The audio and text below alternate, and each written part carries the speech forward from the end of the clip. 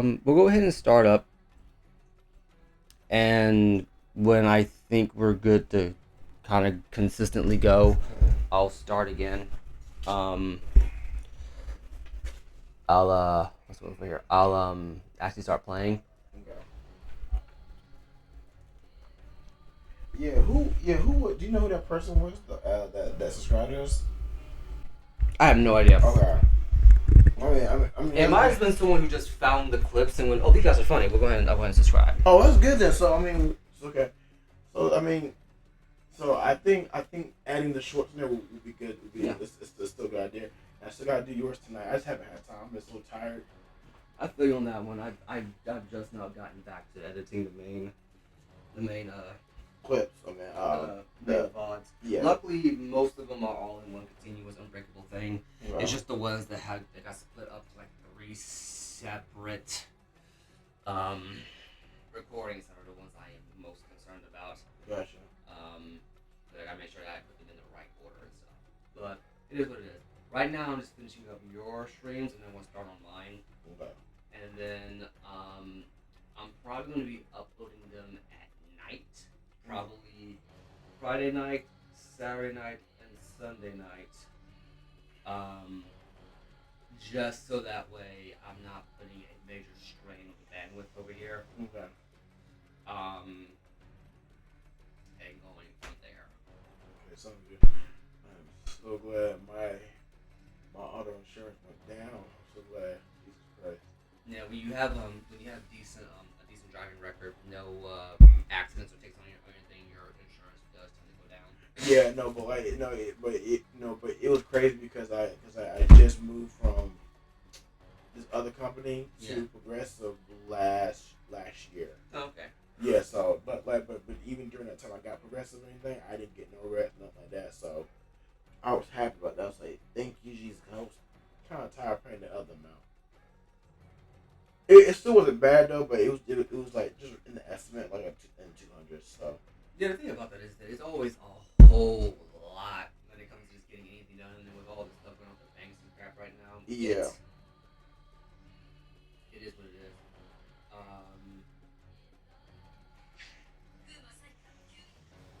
Sorry about that. no, you good? All good, bro.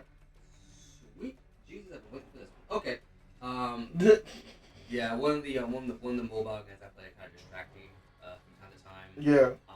They released a character. I've been waiting for the release for a little bit, and as long as I just like I know gotcha games and stuff like that. I shouldn't be putting too much talk into because like it's a money thing. Yeah. But I'm only like spending money on like new playable characters, Gotcha. and as you do, give you a decent bang for your buck. Um, but yeah, no. What's the word I'm looking for?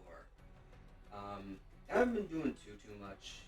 I've been mostly daydreaming back and forth about all the stories I've been doing. Okay. I think I might be able to take some time because I'm going to because tomorrow I got my shit coming in, Mhm. so I can pay off a few more bills. I'm finally all caught up on all my shit after so long. That's Like, when good. Amazon cut me out, Yeah. they screwed me in such a way where Yeah, it was that I bad. was I'm so furious. But I'm mostly over it now. Yeah. I'm mostly over it now. Better things are coming, I'm sure. Yeah. And I was able to working all this overtime. I was able to get my stuff back. They might be doing a raise for my current position, and my supervisor trying to get me to do another position where it's like an even bigger raise than that. So I'm gonna be doing that. If everything goes well, I'll hopefully make like 20 an hour, Oh, nice. and all I gotta do is like clean a couple of things. Damn. And since the other shift fucking loves me to the point where it's like, to my understanding, the entire building was fighting over which shift they wanted me to be on. Oh, Jesus. Wow. Because I came in for overtime that consistently, and I basically was a model employee. As I didn't get into no fights, didn't start nothing. I just did my job and went home. The way I was at Amazon until I got assaulted by somebody else. And Yeah. Amazon decided that I was the problem. Yeah. Which is still messed up, but no, it's but fine. It's fine. yeah. My hope is that I'm hoping to get big enough on this, like I appreciate your enthusiasm for getting bigger than quick art jobs. I want to be big enough that when I tell this story, everybody suddenly snaps their head, look at me, like, "What the fuck did you do?" Oh yeah, exactly. I mean, granted, at that point, he's been out. He still gets a kickback from Amazon, make no mistake. But yeah. it'll be a big enough thing where it's like, oh no. Oh yeah, no. No. But yeah, no. I'm working overtime, so doing that on overtime hours. That's good. Will throw me further ahead, and I think it should put me in range to be able to buy a house next year. Nice. That's good. Which would be ideal. Yeah. But other than that, I got a couple of other things done. I should have a little bit extra money left over at the end of this month. I'm hoping to use some of that. Yeah. To get all of my work back off my thumb drive. Yeah. That's what I got to get. Damn it. Thumb drive. Well, actually, what I recommend doing now, because I used to be like thumb drive guy. I make no mistake about that. I used to be like thumb drive this, thumb drive that, because I used to carry it with me all the time. But now that I've kind of figured out how to put my stuff up on a cloud, and since my Microsoft account gives me 1 whole terabyte of cloud storage, and I'm barely using 5 gigs of that. Yeah. I'm going to just put all of my writing on my cloud storage, so I can be able to just kind of access it anywhere, and I will always be able to get an up-to-date file on it. Yeah. And the place I'm going to try to hopefully get my stuff back, they said it's either going to be $1,400, it's going to be $400. Oh, I'm about to say. Or we won't charge you a damn thing. That's even that. So I'm saying it's on both terms. That's still good. Yeah. Because I'm saying when you want to come out your mouth and say 1,400, like, are you? I don't know why I said $1,400. Me either. That was a Freudian slip if I ever saw one. Yeah. But it's $400. Yeah. Or we don't charge you a damn thing. That's real good. Which tells me that they're fairly confident that they can get it back. It's just going to be a really hard thing to do. Yeah. And if they can't get it back, then I lose nothing. Well, I lose 15 years of my life, but still. I'll just have to find some time to sit down and try to redo all of that. Yeah. Which I'm not happy about, because I have like an entire, for like my other series, I have almost an entire character / world Bible written out. Oh, for real? On top of the 4 books already started. I'm 2 chapters into one chapter into another one, half of a chapter into another one, and like a few sentences here and there another one, and I got the rough outlines of all the chapters for like 3 others. Because I've learned that my brain kind of does things like it bounces from project to project. Yeah, that's how I am too. Yeah. So what I do is, okay, let me sit down and think about the main beats of every chapter. Yeah. And then I write out in it like, okay, for instance, one book I know I got like maybe a paragraph. Yeah. Into it, but under that paragraph, like as like a page break, there's an entire page that says, okay, chapter 1, this happens. Chapter 2, this happens. Chapter 3, this happens. Chapter 4, this happens. Chapter 5, this happens. And go up to chapter like 14 to 15. Yeah. So I have a whole book already planned out. Nice. And what I basically go is, because I do better when I have a writing prompt as opposed to like like the idea bubble or the Venn diagram. Oh yeah. Those were helpful when you were younger, but now my whole thing is like, okay, here's a rough premise for the chapter. Now here you go. So my whole thing is like, okay, these things need to happen. Where are the meat parts in between? And then I'll just go back and redo and tighten it up to make sure it all flows narratively. It's not like Mad Libs. Because everybody writes differently. Yeah. That's what I think. That's where I think we go wrong when it comes to encouraging a creative process. Yeah. Is that we make the assumption that every creative process, that everybody's going to get the same thing out of every creative process. No. Not the case. No. What you really need to do is kind of focus in on what because I think there's 2 kinds of writers. There's the kind of writers who plan everything out from start to finish, and then there's the stream of conscience people. No. In case you don't know, the stream of conscience is basically, okay, here's my rough idea for the whole story, and then you just go. Yeah. So I'm the first one. Yeah, so you're the whole thing planned out. Yeah, so like respectable. I have mad respect for people like that. Yeah, because no lie, our whiteboard about from where that lamp is to like right here. Yeah. That whole thing is covered with our like ideas and everything. I think part of that has to do with the fact that you're predominantly movies, Yes. right? So that's the whole thing where it's like, with me in books, like that's my own time, my own stuff. Yeah. With you are, depending on how successful you are or how much control you have or how you work your career, Correct. You're working with somebody else's money. Yeah, correct, yes. And you have a limited budget. And you really can't afford to waste anything. I remember back in college, this was the first movie that I co-directed. No. It was a passion project by a friend of mine, and he was was a very enthusiastic man. I'm not gonna knock him. His name was Jacob. His name was Jacob Nunn. Okay. I don't mind saying his name because I got you. Yeah. He's a nice guy, and I'm fairly certain he's doing well for himself. At the very least, I hope he's doing well for himself. Yeah. But he directed a short film, and we actually did well enough that we were in like the top 10. Wow, that's good. It was his first film, but I told him on day one because he had no plan, no storyboard, no nothing. He had a camera, and that was it. He came to me and said, "Hey, you're in the theater department. I would like your help on casting and your help on directing." I'm like, I got nothing that's going on. Sure, why not? Okay. And I came to the casting. Okay. And I said, okay, let me see the people. Let me see who you're talking about, and just give them, because I knew some of them in the acting field. Yeah. A lot of them were like first. This was like my third year in college. Yeah. A lot of them like first, second years, that kind of stuff. So they just wanted to get their name out there for the door. And we did a couple of castings.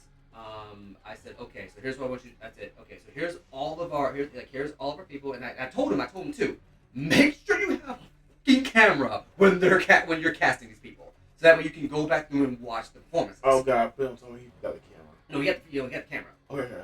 He had the camera. Here's the thing. He listened to my advice. Good. He 100% listened to my advice. He wasn't one of those like obnoxious like, oh, I'm gonna do my own thing. Like, he's like, no, I know I have very limited to no experience here. Gotcha, You know that's what you're good. doing. I came to you specifically. And I said, okay, here's what we're gonna do. Get your camera, record them.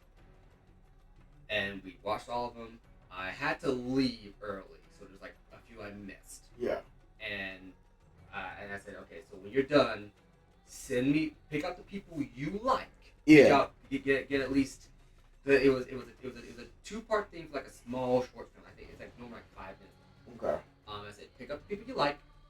Okay. Send them to me, and I'll let you know which one to pick.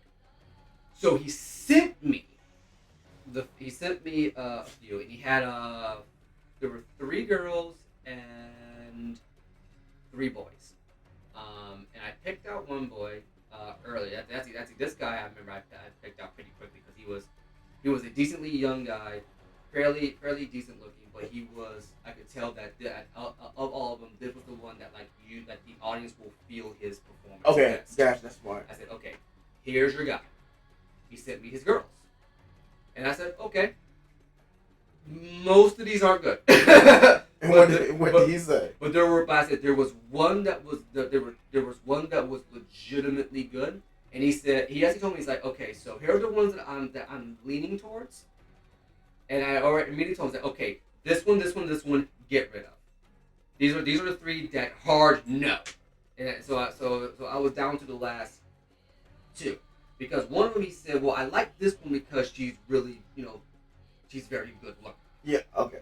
And I told him, I said, okay. The other one, I'm not gonna say she was hard looking. She's actually very, as far as I'm concerned, very appealing. Like, she was okay enough to look at the verse. Like, she's not distracting. Her looks were not distracting. Yeah. Not in the sense that like you're going to immediately gravitate towards like, oh, I love the way she Yeah, looks, or oh, I hate what she looks like. Yeah. Like she looks attractive. Like she's very pretty for her age. Gotcha. You know what I'm saying? Gotcha. But she was really good. Wow. So me being the way I am, because I wanted him to learn that this is not just a whole. you pick what you like looking at. Yeah, exactly. Yeah, you can. So I basically said, okay. I said, okay, before I tell you anything, why do you want this one over this? And he said, the other girl is very good, yes, but this one I like the way she looks. And I told him, I said, okay, you want to be taken seriously, right? There's a contest that if we win, we go to LA and start working on movies, right? You got to show that you understand that you got to show that you understand that you are going to put the work in to get the best quality you can. Yeah. If you go with I want the prettiest looking thing, what you basically set yourself up for is that you're going to pay top dollar for someone that. It's almost like this. It's almost like if he was a high paid director, and what you just said, he gonna be paying a lot of money for Amber Heard to be in his movie. No, not Amber Heard. No. But no, I'm saying like just based on looks. You gonna be picking Amber Heard because based off her looks, and when she starts acting, she's shit. And here's the thing though. I had to make him make that choice because here's the thing. It's his project. What now? It's his project. It's his project, and he's actually as passionate about making stories as you are. Yeah. It's just that he doesn't have a background in entertainment. Gotcha. Yeah. So my whole thing was I don't like giving people the direct answer immediately. I like to make them really think about why they're making that choice. And I said, okay, I understand, and at the end of the day, it is your choice. But I will say this: the other girl is the better talent. Which do you want? The good-looking one or the best quality for your project? Oh, dude, what did he say, please? He picked the best quality for his project.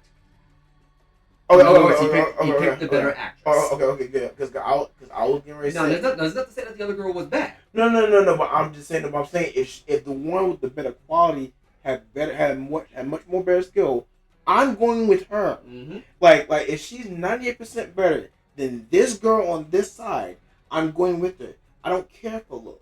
If your talent can overthrow and bring the audience emotionally, then I'm picking you. Not to mention, makeup can compensate for that. Yes. And since all first-year acting students have to learn to do their own makeup, there you go.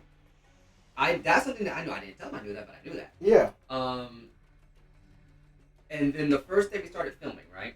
Again, he had no storyboard, no plan, and I basically had to wrangle everybody together to get one initial scene done. Now, luckily, most of our shots were indoor. We had a few shots that were outdoor. Okay. And we had to cut one shot because it was getting too late in the day to actually do it because the lighting wouldn't match up. Yeah. Now, I'm sorry to cut you off, but let me ask you a question.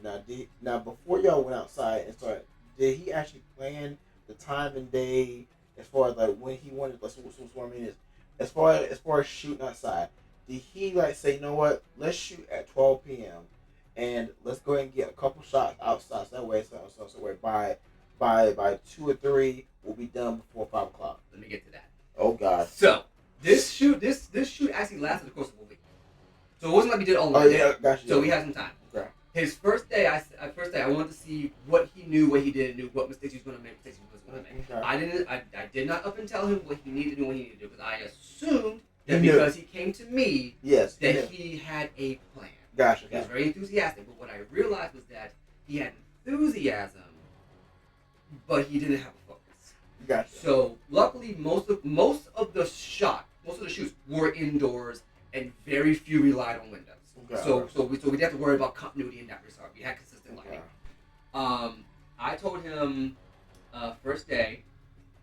I forget exactly what scenes we were doing because I forget. Yeah. I think the premise was it was this kind of like love story-esque thing. Okay. And luckily he did sit his actors down to watch some reference material that he wanted to kind of get an idea of what he's going for. I'll give him that. And he did have a script. Okay, that's good. We came in, and we basically stood around for like a good 15, 20 minutes. And credit to the actors, they came in on time. And when I say on time, I mean 15 minutes before. If you're on time, you're late. Yeah. I got there like basically immediately after I left class because my class I couldn't go to class, so I came in a little bit late. But I told him, I said, look, as long as you got your stuff together, you get the class together. You're in the class. I'll probably be in like a few minutes after. Yeah. But as long as you got your stuff kind of wrangled together, you're good to go. We can basically start immediately. Yeah. I got in there. We couldn't start immediately. So we did the few shots. Yeah. I want to say that shoot particularly took about maybe an hour and a half. Okay. Okay, that's not bad. And again, because again, everybody had classes immediately afterwards. We had a very finite window to work in. Yeah. When we got done with the shoot, I pulled him to the side and I said, "Look, this contest, this premiere is going to be in about what, a week, right? That means you got to have time to edit, put your music in, color grade. Yeah, I didn't even know about color grade at the time, so I don't. But luckily, he had an editor who did. Okay. Because remember, I was in the stage part of it. I never got a chance to do film. Yeah, I got you. Which is a big regret of mine. I remember back in college, I would definitely go back in and try to relearn that. Yeah, because. But anyway, get back on track. So we what's the word for here? So I told him, like, look, I'm not going to be hard on you because it's your first time. But if you're going to film, you need to have storyboards, as in quick little sketches, quick little drawings, so you know what it is you're trying to get done. Yeah. Understand the flow of your movie. Mm-hmm. Get your shots, the ones you want. Make sure you have those lined up the way you want to. Then plan out a time frame. Thank you. For doing your shots. Thank you. Okay?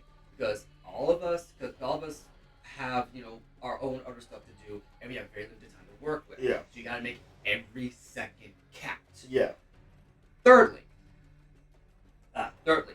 make sure you have a reasonable workload you can get done in that time frame. If we can get something extra done, great. But only focus on the one particular moment you're trying to get done immediately. Yeah.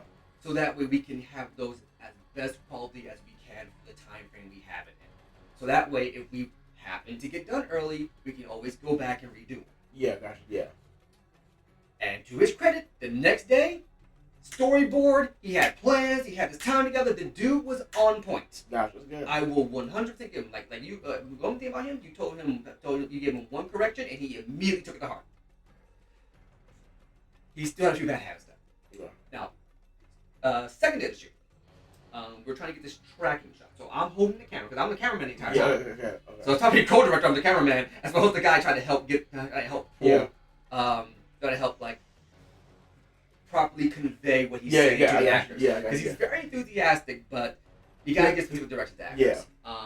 So I let him say his piece, and if the actors have any questions, I say, okay, he wants this. Got it. And usually I'm not wrong. Yeah. Whenever I am wrong, he does step in to correct. I'm like, okay, that's fine. That's my bad. I misinterpreted. Yeah. And then we just keep it going. Because again, co-director's job, I feel, is to help better convey, so that's focus the main director. Yeah, exactly. That's what it is. And the main director says, no, that's not what I mean. Co-director needs to step back, Yeah, exactly. listen again, and then try to go forward with better There you presenting. go. So that way you're not butting heads on set. Yeah, exactly. Yeah, there you go. Because again, the first thing they teach you in acting, I think this is the same for film acting, energy. Everybody feels energy. If you bring that juju vibes, everybody can get, Mm-hmm. So I'm like, okay, that's fine. Now, I'm on the camera doing a shot in the hallway. It's like, and he gave us, all the same blocking, right? Same blocking. It's like, okay, Bradley, I want you to, he's going to come around this corner. Okay. I want in shot focus, come In around the shot. corner. Yes. Okay. I said, okay, before we run that scene, I want to see how he comes around the corner. I want to make sure that I have my hand standing. Yeah. So that way when he goes, I can just kind of go, because he wants all in one shot. Okay. So I did it. He did a couple of times. Come back. He does the two practice shots, and then we actually do it.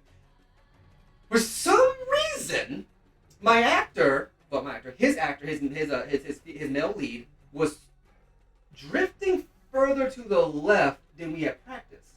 Okay, wow. And he did it consistently. I finished process. I'm like, and then he comes, and then Jay comes around the corner and goes, it's like, so how do you get? It's like, I don't know what's going on, but the actor here is like he keeps drifting to the left. And when I said that, the actor goes, yeah, he told me to do that. I'm like, Wait, what? Yeah. Jacob told him to drift further on the corner. I'm like, But okay. And here's what I said. I was like, okay, everybody, I want you to take 5. Jacob, come here. I said, Jacob, come here.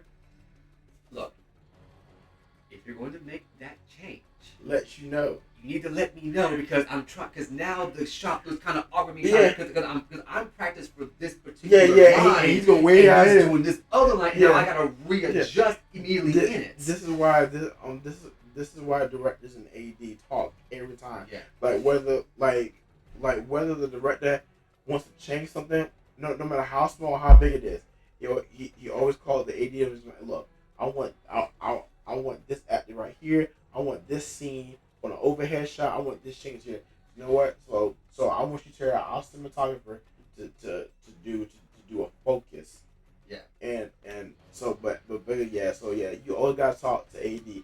AD and directors have to talk. Now here's what I told him. Okay. I told him, if you're going to make a change that big, I need to know. No, that's true though. But what I did tell him was that, like, as long as, and this was just my personal experience with my limited stuff with film and just like my own casual thing. Yeah. And we're going to start here in a second. I know we've been because I think we're pretty much good out there. Yeah. I told him that, look, I think if you're going to give the actor like a small change in blocking or a small change in the line, as long as it doesn't change the shot composition, no, that's fine. You should be able to get away with it. But when it's like I need to get a steady shot, or when you're changing like the entire blocking of a scene, you do have to let at the very least the relevant people know. Yeah, you could because the two main people you have to let know. Yeah. Is AD and your cinematographer. Well, I was both. Yeah, I know what I'm saying. I was both AD, cinematographer, and then the editor was on the editor's side. Were you audio too? No, I was an audio. Okay. The editor's side audio person was on Okay. set with us. So it was a 5-person team. Him director, me as the directing editor and whatnot, and then we had the 2 actors. Okay.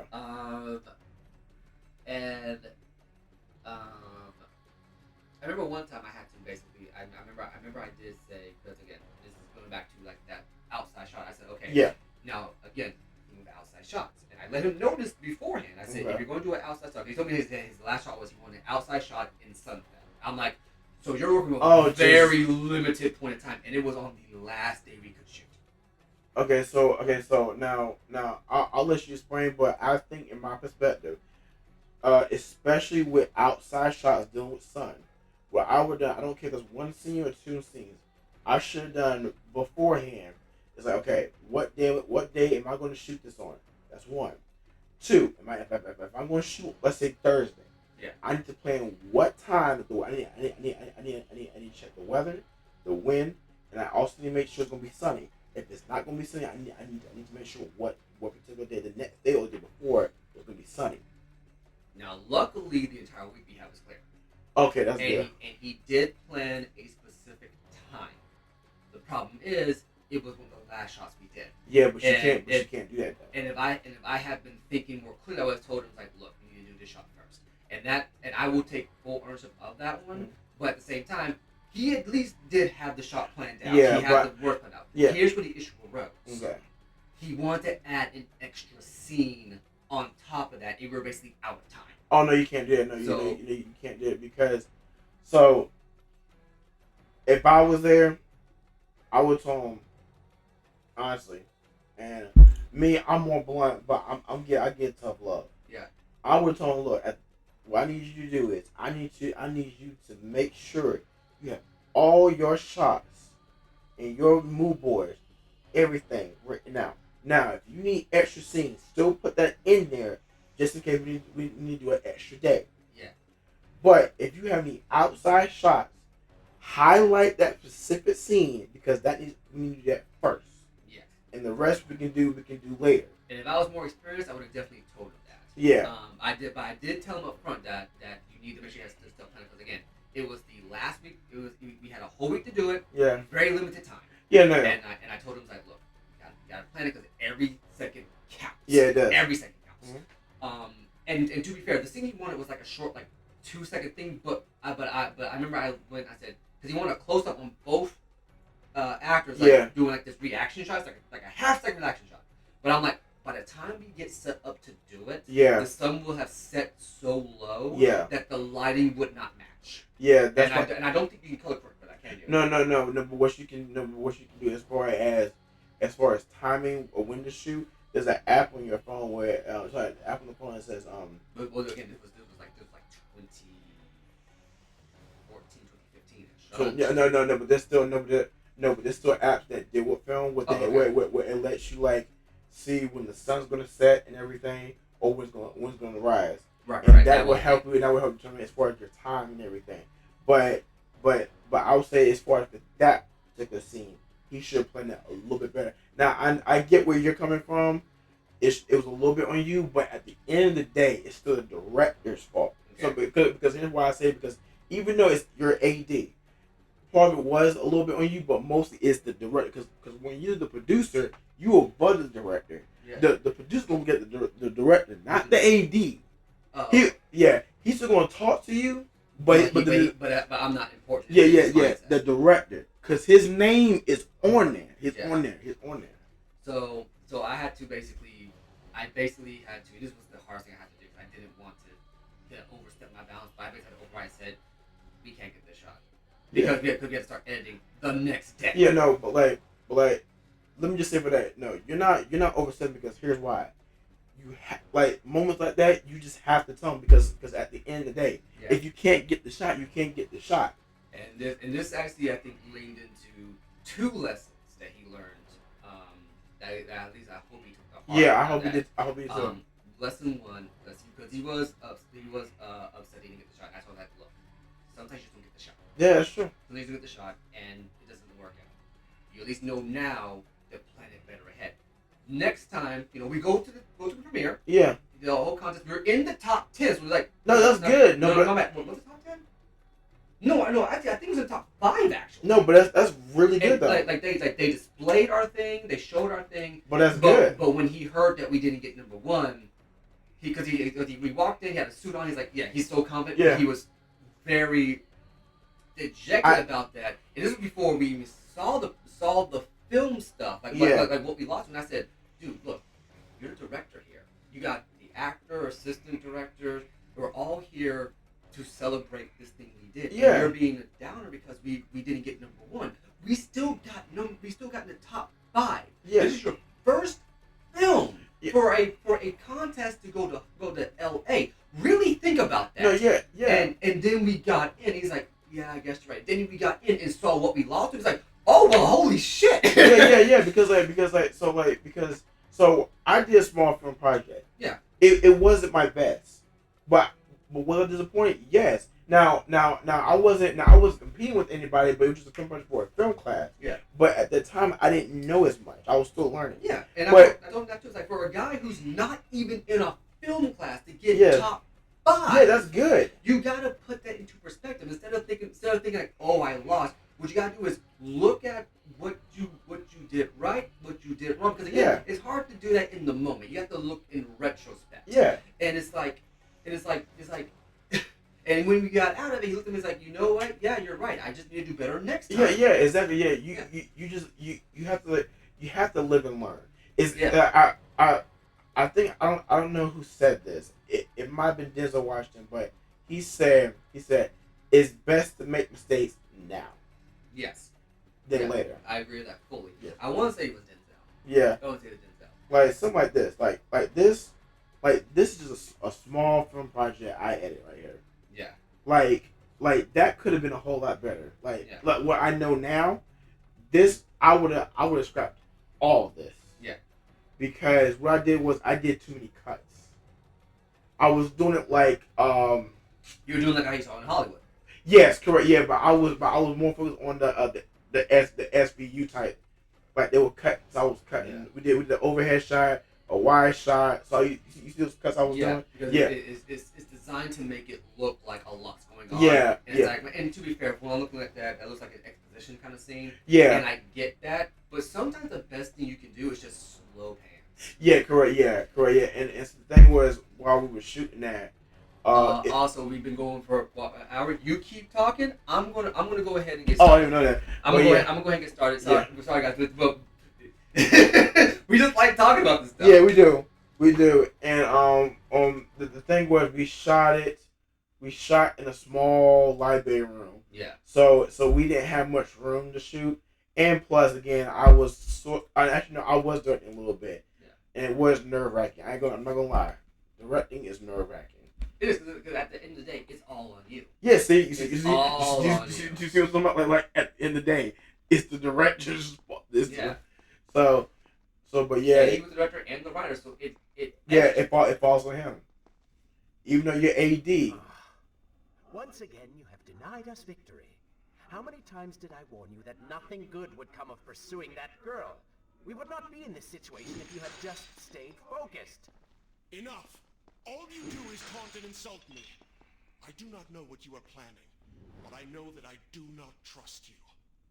And I am ashamed that I ever did. I have nothing but noble intentions. I understand now what it means to be noble, and you are none of those things. You self-righteous bastard. I have put up with you for entirely too long. Be silent. Let me finish my task. And then we shall see what to do about What you. is shield mode? Oh yes, I forgot who's Oh. really in charge. Shield mode is basically like make sure nobody Comment. says anything they're not supposed to. Alright. Also, I like this back and forth because now we're seeing that after the prince has basically gotten over listening to his darker Oh half, yeah. now the darker half is getting frustrated with him. He's like, look, I'm done listening to you. I was a noble man. I know what it means to be a good man. You have intentions I don't trust, and I'm honestly ashamed of myself that I ever listened to you at all. Yeah, but I love that though. It's Yeah. amazing. Denied us victory. How many times did I warn you that nothing good would come of pursuing that girl? We would not be in this situation if you had just stayed focused. Enough! All you do is taunt and insult me. I do not know what you are planning, but I know that I do not trust you. And I am ashamed that I ever did. I have nothing but noble intentions. I understand now what it means to be noble, and you are none of those things. You self-righteous bastard.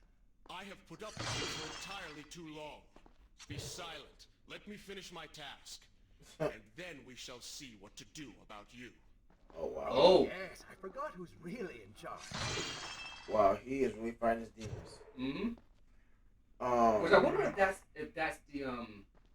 that's what they're going for. With this. It has to be because like he's literally he's literally doing like what we're talking about. Because you're thinking about it, right? If Yeah. you think about it logically, what he has effectively done, what this story, because I think this is gonna culminate. I'm calling it now. It would surprise me if they didn't do this.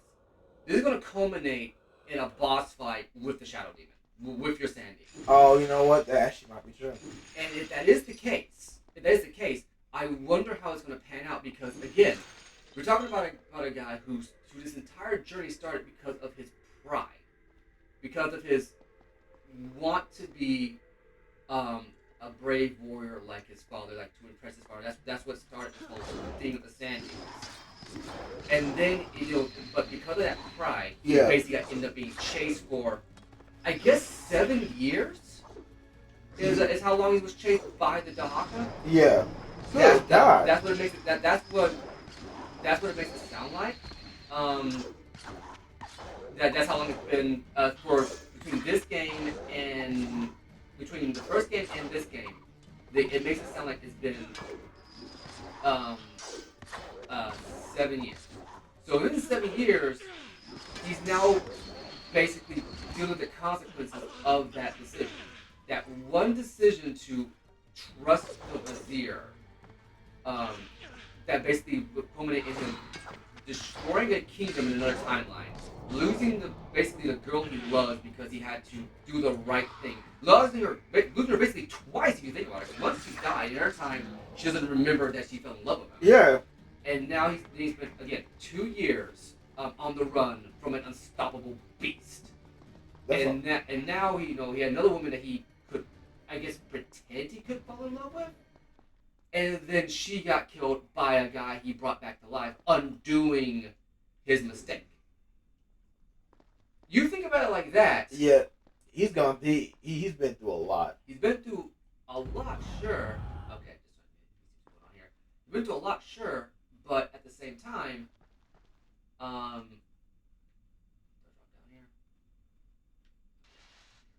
at the same time, he's um, he's been again trying to run from his decision, and now he has basically the embodiment of all those mistakes. A sand demon, basically in his arms, slowly taking over his body. And every time it just randomly comes out, because again, it's never implied that the demon is in charge when he's in this mode. It's been implied the entire time that the prince has always been in control in this mode. So he basically has a demon in his head while he's running around in a sand demon mode, basically dying as long as he's in it, and is berating him for showing compassion, for basically trying to be who he once was. So I wonder how this is going to pan out. Because again, it's a very interesting story. It's a very interesting story. Yeah. Um, Oh Jesus. I messed up on that. I was not supposed to do that. It's crazy how you go in reverse. You can see everything, but it's so dark Yeah.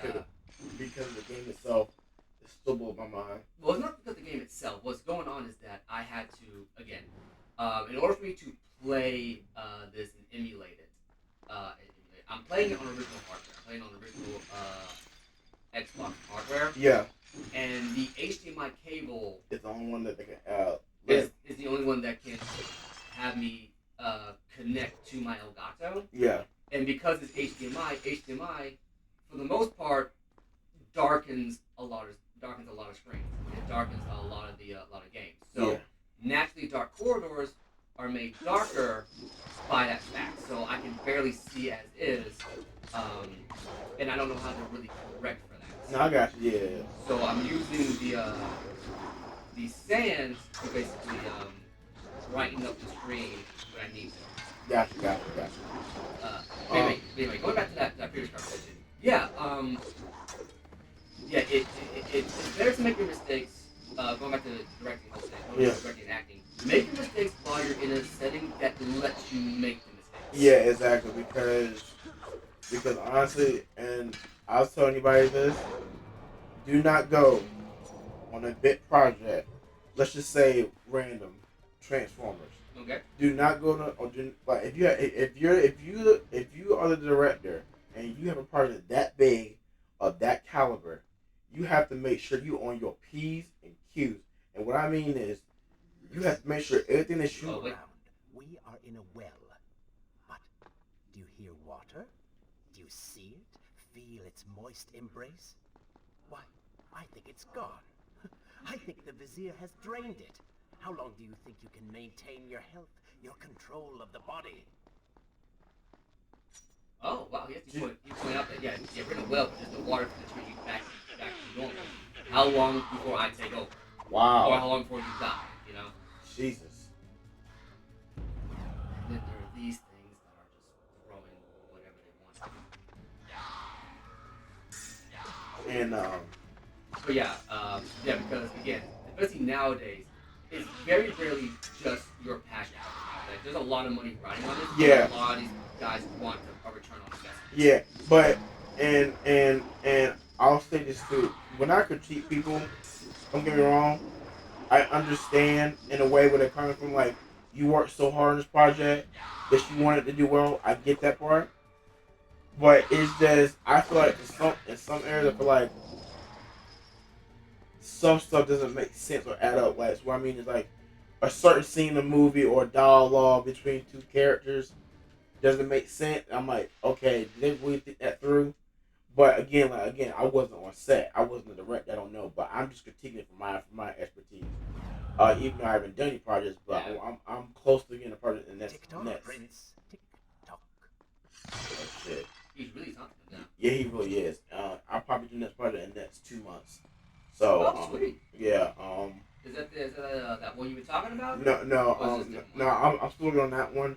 But we're shooting a music video, so that one we're gonna do that one, and then hopefully hopefully in short horror film. So we got a little script together, not done yet, but we're working on it now. So we got the move. Oh, am I distracting you? Oh shit.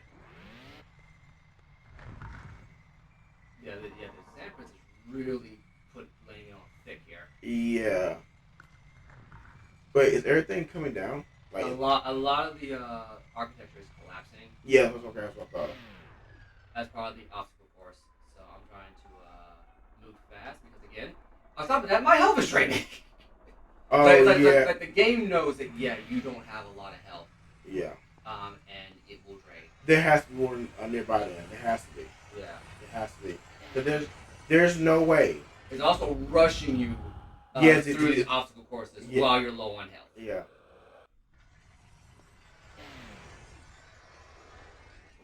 Damn, you gotta time this right, bro. Damn. And you did. Health, please, God, health. Oh, you motherfucker.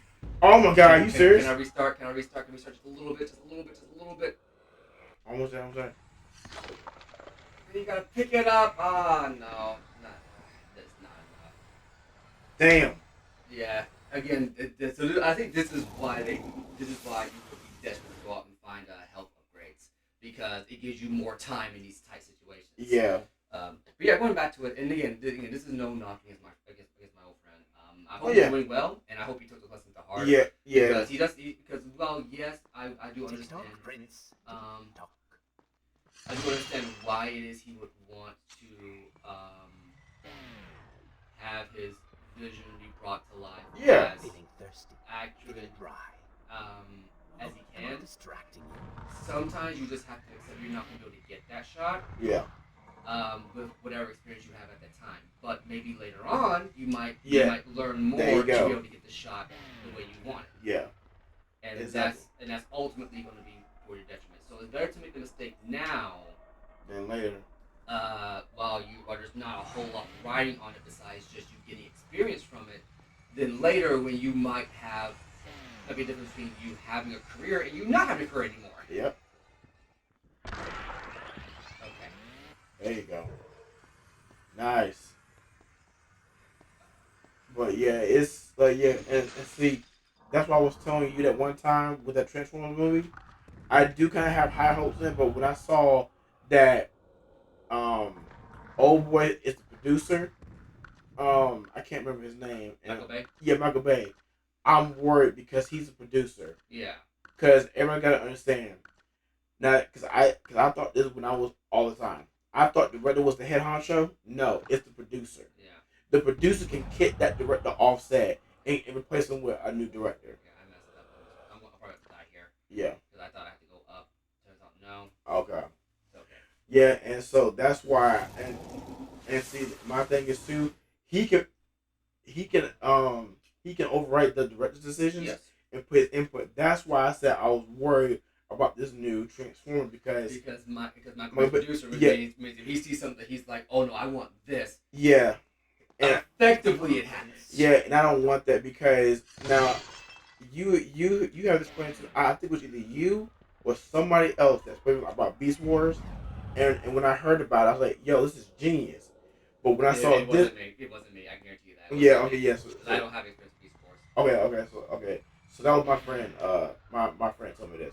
My friend told me in Beast Wars for Transformers, there was no human. No. There was no human spirit. No human spirit because okay. I take it back. I do know a little bit. So basically, it takes years. It takes place a few thousand years after the end of the Autobot War with the Decepticons. Yeah. The descendants, the Maximals, and the Predacons. Yeah. And it takes place where they go back in time to prehistoric Earth. Yeah. And that's about it. But the problem is that, and I know that it takes place in a reboot continuity. I don't think it's the same continuity as the main movie. I think it's the movie continuity. I think that's what it is. If it is the old continuity, Michael Bay's fucked that continuity. Yeah, and like I said, the director that's doing it is the one that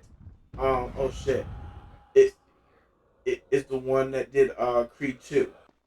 Now he's the one that's directing it.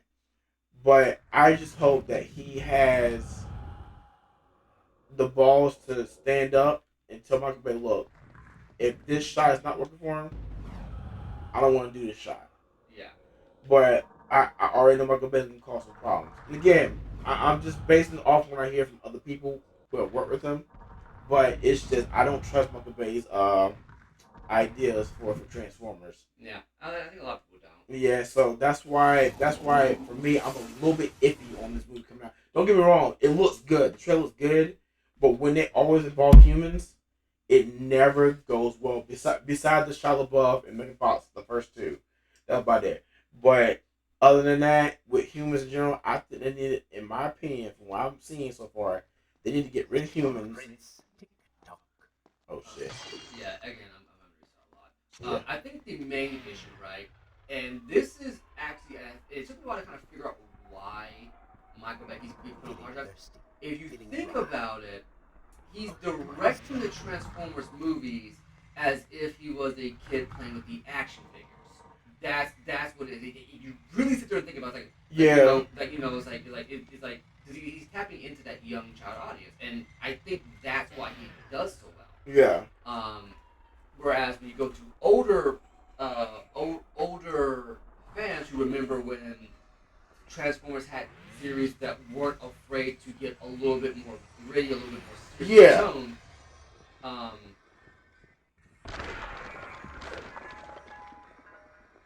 Okay, so I need to restart there because I got hit too many times and it basically killed me. Here we go. Just. Okay. Okay.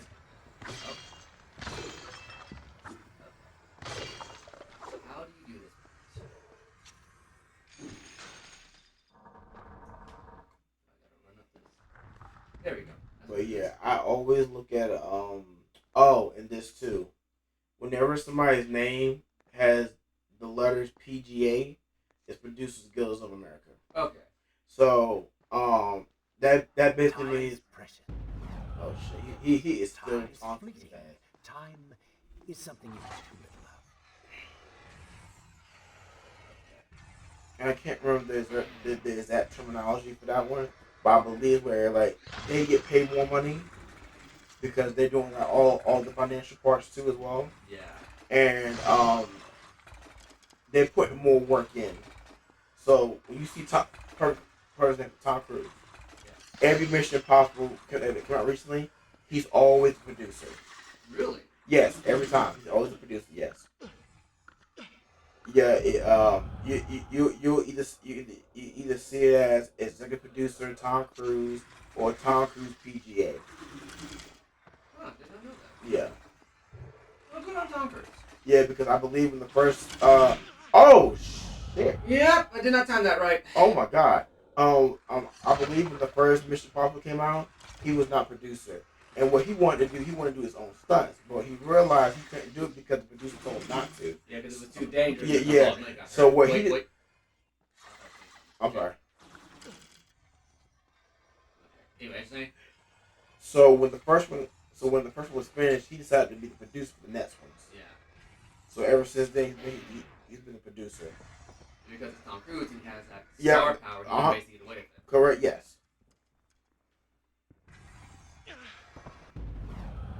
How Good. am I going to do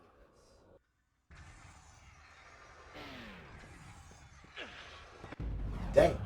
Okay, I see I got to do this.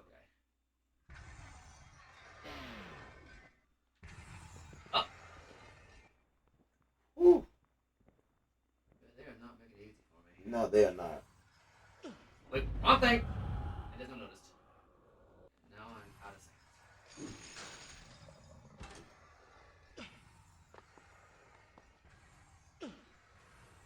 Okay, so I actually have to run and jump on that one. Okay. Okay. Again, credit for credit is due. They are putting you through the freaking ringer with these obstacles. Yeah, it don't make any sense. Because it's like, okay, you don't have a whole lot of time to think this through. No. You gotta move because your health is draining. It doesn't help the fact that I can't see too well right now. Nah, it ain't helpful. So where am I starting again? Okay, I'm starting back here. Okay, I think I Tick-tock, fixed that. Prince. Um, Tick-tock. But yeah, if that's the case, Yeah. and Michael Wick, again, I remember the TMNT movie, Oh, the Jesus. first one. Feeling thirsty. To my understanding, he didn't have a lot of input on that movie. No, he didn't. No. But there was a scene at the end where they randomly blow up a dude's car. And it's like, you know that was a Michael Bay movie. Oh yeah, of course. It's like, you see it, it comes out of nowhere, it's going to be a funny gag, and it's like, that wasn't that funny. It's like, oh wait, Michael Bay. Yeah, because don't get me wrong. The first TMNT wasn't too bad. No, actually, I think the second one was better. No, I enjoyed the first one better than the second one. The second one was trash. I didn't like that. They just, I don't know what the hell they were doing without him. And I need to see if he produced that. If he produced that, then it kind of makes sense why it was trash to me. Well, the thing is, this is what I mean. To my understanding, this is the second one. Fans like the second one better than the first one. How? Because it was more true to the original TMNT than the first one. Are you serious? That's what they said. Because maybe they brought in some of the original villains like Bebop and Rocksteady. Yeah, but it's still and they didn't This is what I remember hearing. I haven't seen the second one because I just didn't care to. But yeah, that was the general consensus. That the second one was better than the first one because it played more like the original '90s TMNT. Wow, yeah. I just can't believe that. Okay, well, I mean, if that's their opinion, but and I grew up in 2003, so that's a little. Time is something. I knew it. He produced it. He produced the first one too. Yeah. That's why that shit felt good, goofy again. Because they always kept putting goofy shit in that second one. Well, that's the thing. The original '90s show was a goofy thing. No, I mean it wasn't meant to be serious at all. Oh, really? Yeah, the original '90s. Again, I think you grew up on the 2003 one like I did. Where it had more serious moments. And more I think it was. But the original TMNT was a parody of Daredevil. Oh no, I see. Okay, now I'll still look at that. So what it is that if you ever watched Turtles in Time, the premise is that the 2003 Turtles bump into the '90s Turtles, and they bump into the original comic book Turtles. Oh. Because the original comic book Turtles was actually meant to be a spoof on overly dark and gritty comic books. Wow. And the Turtles didn't have their distinctive colorful masks. They were again meant to be very gritty things. I forget. I want to say it was a spoof on like Daredevil comics at the time. I want to say that. I can see that. It was a pretty good love letter to the series. Okay. Father's sword. But what is it doing here? Isn't that the sword you had in the first game? Yeah. Oh, his father's dead. Oh shit. Come on now. Did you really expect to find him alive? Even after everything you have experienced, still you hold out hope. Oh, Father. What have I done? What now, then? Gather up enough sand, perform another grand rewind? Or perhaps you can return to the island and travel back to a time when he might still be saved. Maybe rescue a damsel in distress along the way. No! You are right. I have been like a child. Naive and arrogant. Always rushing to undo my mistakes. Never facing the consequences of my actions. No more. I accept what I have done. And all that it implies.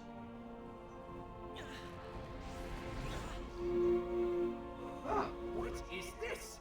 Wow. You have no water? How did you... You hold no power over me now. Begone. Retreat to whatever dark hole spawned you, and do not trouble me again. Damn. So basically, I don't want to use the sword now. I hope it's infinite. So it's a sword that glows in the dark. He just literally just... He told his dark side to get bent and leave him alone. Yeah. Oh, this one's infinite. What's going on? But yeah, it's interesting. Oh, so what's going on, if I'm understanding this correctly, and his father's sword is apparently strong enough to actually kill these demons. That's actually pretty dope there. Yeah. So if I understand this correctly, the prince the sand demon basically taunted the prince into basically accepting that, yeah, you shouldn't be able to just undo your mistakes willy-nilly. You gotta face him head on. And again, his monologue is perfect. It's like I accept what I've done and all that it implies, and that is beautiful characterization. No, I love that too. Cause I was like, how the hell did he just turn back? And I think the implication is that because he accepts what he did, because I think in the back of his mind he still thinks, well, as long as I can still rewind time, I can still do this. Okay, I got the whole thing. I can still basically fix this mess. I think that's what the demon was preying on. Because he's like, because I can still fix this mess, I can do this. I can do this. But it's like, no. Sometimes you just have to accept that you fucked up. Yeah, you have to. Dang. God damn! Was it the sword? That was his sword. Yeah, that was his dad's sword. Good lord! And I have to say, this is a very beautiful characterization of him. He basically accepts, yeah, I've been acting like a kid, running away from the mistakes I've made. Like running away from my mistake cost me Pharaoh. Running away from my mistake got Kylina killed. Yeah. Running away from my mistake has cost my father twice. Yeah, that's not a good feeling. He said twice, like. And now it's like now I just have to live with it. Yeah, you have to. It's like if I had lived with it beforehand, I probably would be good.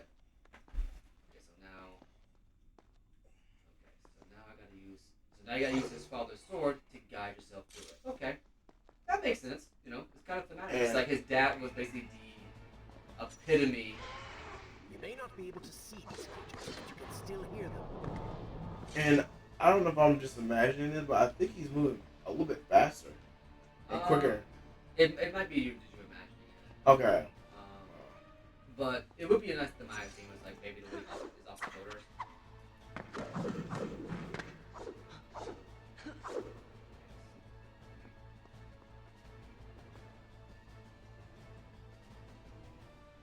But yeah, I like that characterization that it thematically kind of plays this like you think as a player it's like, well, it doesn't matter at the sense of time, I can basically just fix all this now. But the prince basically came to the realization that if I keep doing this, I'm just gonna turn into a Sandy. Yeah, that's it. Because by then he's not understanding his faults, his mistakes. He's just gonna like if he were to continue, he would just keep messing up every single time.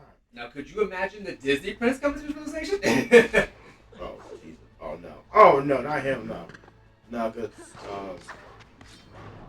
the first act he was Elephant Child. Yeah. Towards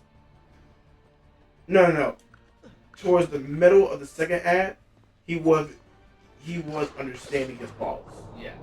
But I think it was better shown in the game right here than the movie.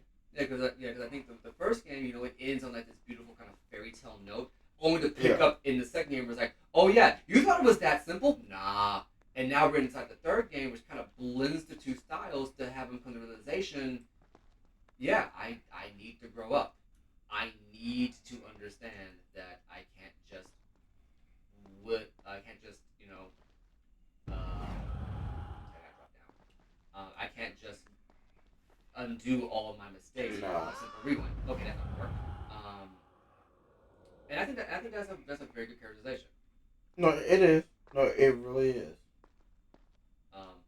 Yeah, no, going back to the whole thing with like Michael Bay and stuff like that. Yeah, if he's executive producer, with Rise, depending on how big his ego is, because again, Mike has a massive ego. No, he really does. I think what really illustrated that to me most was when people complained. I think it was after the Revenge of the Fallen movie. They complained that the movies were too childish, too immature. They were just too vulgar. And he said it doesn't matter. You're gonna go watch them anyway. Yeah. And I'm like, okay, once you've hit that point in your career, you're just asking for some humble pie. Yeah, exactly. Because what's going to take right now is if he's a producer, that means that he's fronting the bill. That means that he's basically made a ton of money to where he doesn't have to be correct anymore. Yeah, exactly. Yeah. What will probably have to happen is that he would basically have to take a gamble by, you know, what's the word? By sabotaging a movie. And I say that company. He basically had to override a decision that would sabotage the movie and cost him and his shareholders a lot of money to where he won't be the only producer, there will be an executive producer over him. And that would probably hurt his ego more than anything else. But now again, I could be wrong, but I honestly, now I'm not disagreeing with what you're saying. I just feel like Hollywood, I'm saying Hollywood in general, would still make him up a producer. They would still make him a producer because they Well, thought. does Hollywood have a say in that? Because again, if the producer's just fronting the bill, then I don't know if Hollywood has a real say. Well, that would depend. What it would depend on like the company. So I'm saying, let's just say, for example, hypothetically speaking, Transformers was under Warner Brothers, and he was the executive producer. Yeah. If he fucked up, and I bet you any doubt, WB probably most likely would not let him go, even though he fucked up. The reason why I said it because let's just say that if he was under WB, look what they did with Ezra Miller. Yeah. He's fucked up so many times, and is he still with WB? Yes. Henry Cavill, good guy, no issues, no problems, no nothing. Look what happened to him. Fired. So what you're saying is that you think they would still make him an executive producer? Yeah. Because they don't learn from their mistakes. Yeah, correct. Yeah, whoever that company is, like, I can't, I don't know who I don't know if it's Universal. I don't know who it is. That's running this movie in particular, but whoever it is, if they don't, like I said, I don't know them too well about as far as their business issues and anything like that. But if this movie flops, I'm just saying, if it flops, whatever company this movie's under, and if they don't come to the realization that this man is a liability, and they still keep him on board, that company's going to possibly drop a little bit of major. They probably. But here's the thing, though, right? I don't think they're going to learn that lesson because, again, Michael Bay. I want to say from the early 2000s. I want to say ever since Bad Boys. Yeah. All of his movies have grossed stupid amounts of money, right? Even if they're reviewed horribly, they still gross a lot of money. Yeah. And that's what's going to keep him in business.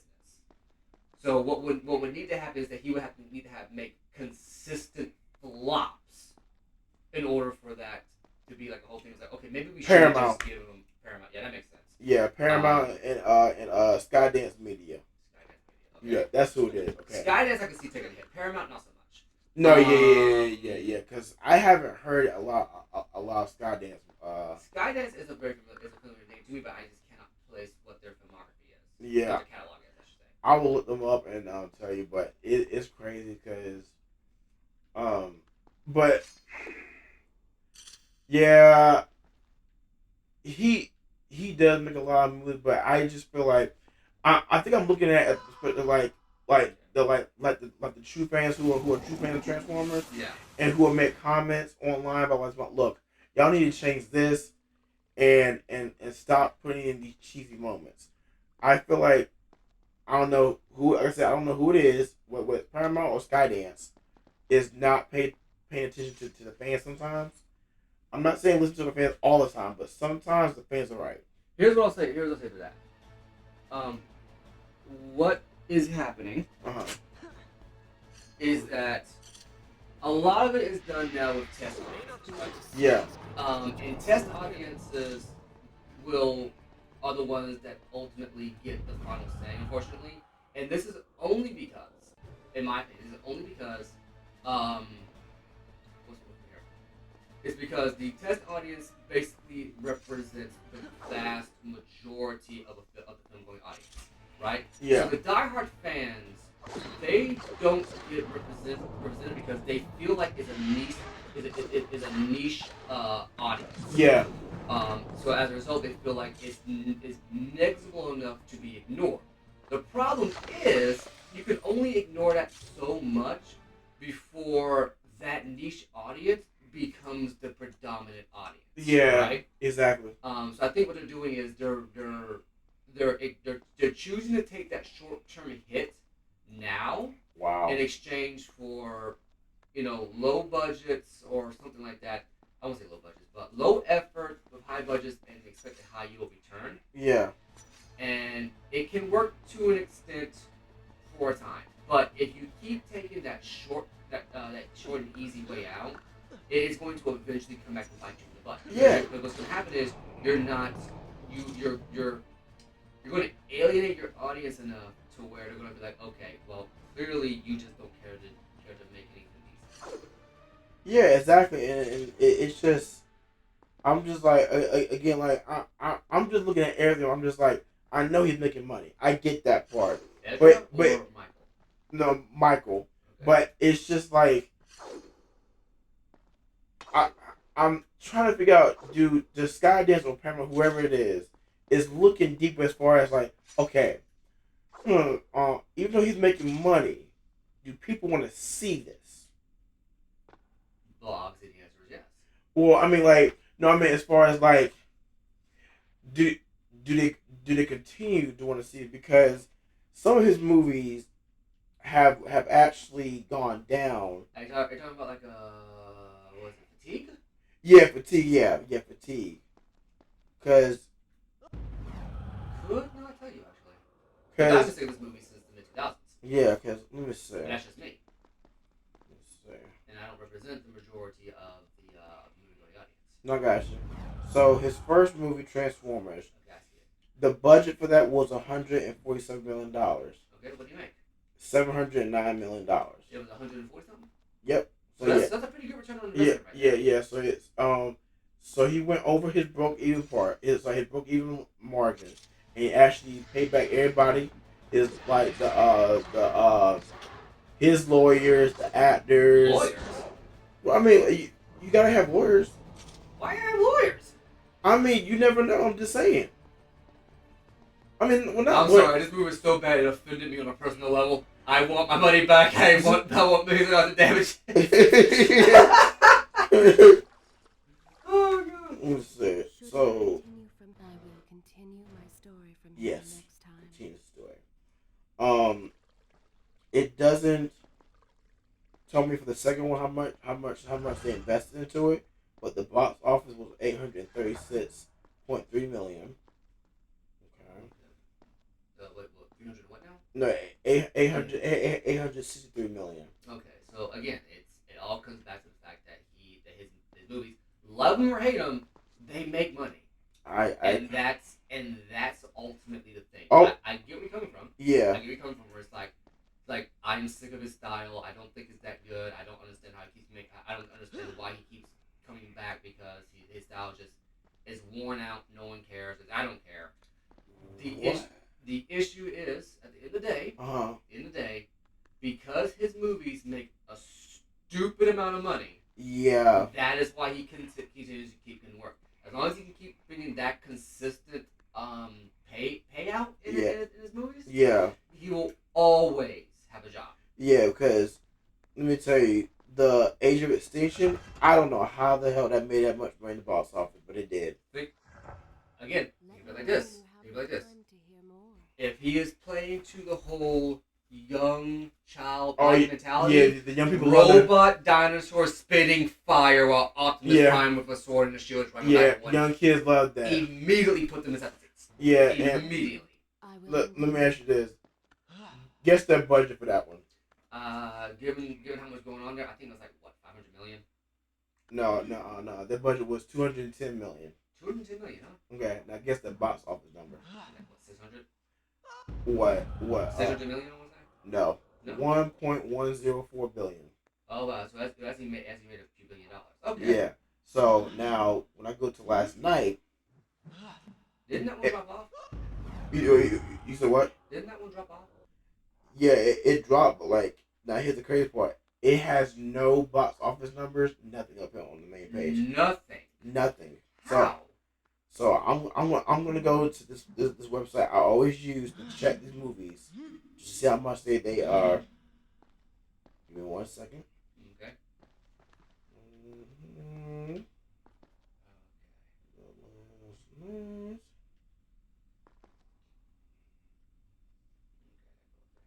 Oh yeah, it flopped. It flopped? Yeah. Night flopped? Okay, that makes sense. So That's worldwide. It's worldwide is 605 million, international is 465 million, domestic is 130 million. So it went down comparatively. Like it went down by like half. Like like near Yeah. 50% of what happens. Okay. Yeah. And that's what I mean. It's like as long as he can consistently bring in like big numbers, Yeah. he's going to always have a job. That's what That's what true, a lot yeah. of, that's what a lot of young people need to make. But if you can prove that you can make those same numbers, with the filmmaking philosophy of let's actually make something decent, Yeah. then yes, you'll be able to. Then that's what Hollywood's going to chase after. Think of it like this, right? When again, you're doing Last of Us Part 1, right? Yeah. Currently on his Monday Tuesday days. Yes. Last of Us Part 1, I want to say did a stupid amount of money.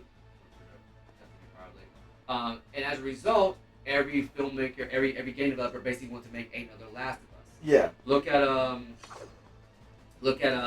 the recent the recent God of War reboot. If you know anything about God of War, that was far from a God of War game. Ooh, three and one. Damn. At least a traditional God of War game. Yeah. Yeah. But it played like a Last of Us game, and people basically gravitated towards the whole playable movie And thing. so Yeah. Prince's eyes had finally been opened to the true nature of his corrupt half, that cruel and charismatic voice which once whispered in his ear. It had subtly encouraged our burdened hero to do wrong. But now, the voice was stilled, the prince's mind once more his own. Okay, thank you for pointing out the bleeding fucking obvious, Kalina. Again, I wonder why I do wonder why they continue to keep her in this. I think what would have been a better thing to do is instead of having her be in this as like at the time, have it be where the Brazier is slowly bleeding the sands of time out of her. Oh, that would be more interesting. So now he has to choose between at the end of the day, like to really run the point home of making his choice between living with the consequences of his mistakes or or doing whatever. He's working with Farah to save Kalina, but at the end of the day, he might have to choose between which one dies. Yeah, yeah. And this will be the ultimate test of if he learns his lesson. If he can figure out a way to save them both without having to use the sands of time. Yeah, I got you. Yeah, no, that's actually more interesting though. Wow. That's just me personally. No. And again, that was not something I thought that thing was wow, that's what I thought of in the moment. Yes, one thing you'll learn about me very fast is that I can think of a pretty decent premise in like half a second. That's true. Yeah, he does. Jesus Christ, that sword is strong. Mm-hmm. Good Lord.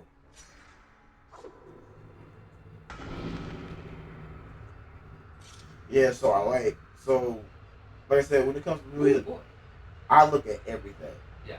The visuals and the script itself, the world building if they have it in there, location, the camera angles, the sound. I look at all of that, the color grading. And I will say this. Blade Runner 2049, I did not understand that story, but here's the crazy Did you watch part. original Blade Runner? No. I think you probably need to watch it. Yeah. But here's the crazy part. Now, again, I'm just based on what I watched off this movie. It's crazy how I didn't know what was going on, but the colors told the story. Yeah. And I've never experienced it before. And I was like, wow, that's genius. Even though there probably was a story here that I didn't understand, the colors told the story. And I was like, that's genius. That's really genius. Okay. I mean, one day we're gonna sit down and watch it. Yeah. So I think it'll be interesting because we'll be watching Blade Runner, the first Blade Runner, and Yeah. we'll have no context for it, and I'll be the one with context for it, and then we'll watch the second Blade Runner, and I'll have no context for it, and you'll have context for it. Yep. It'll be an interesting dichotomy in that situation. Yeah. But yeah, for me personally, and I guess this might. I don't know if I ever told you that this is my philosophy when it came to film or when it came to games and stories in general. My philosophy, I don't look at everything.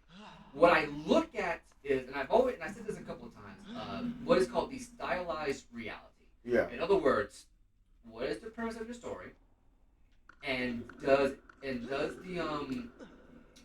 do the techniques you employ to make that story happen, does it support its story? In my opinion, if you have a decent,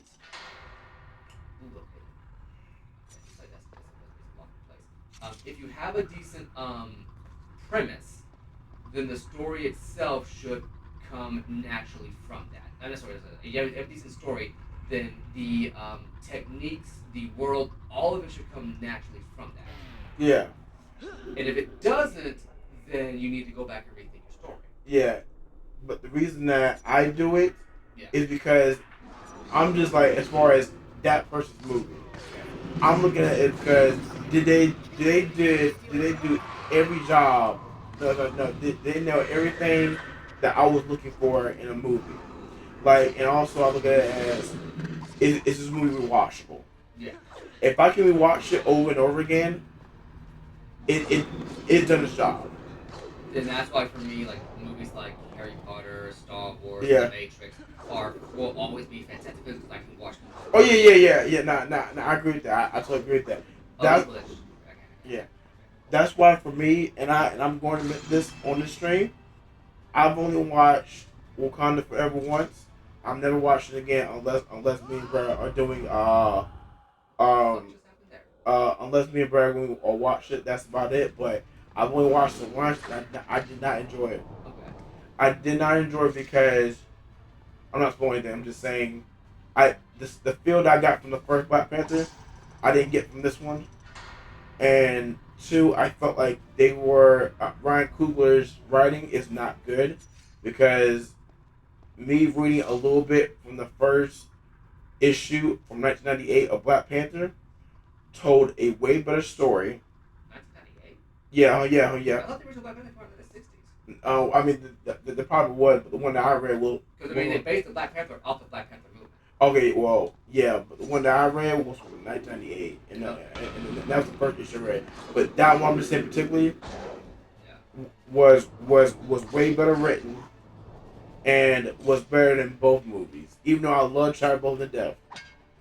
Not saying he's a bad actor. I'm just saying from what I read from a comic book, it was so badass. Like I felt like, to be honest with you, I felt like they Ryan Coogler himself was holding back on T'Challa on the first one and second one. Okay.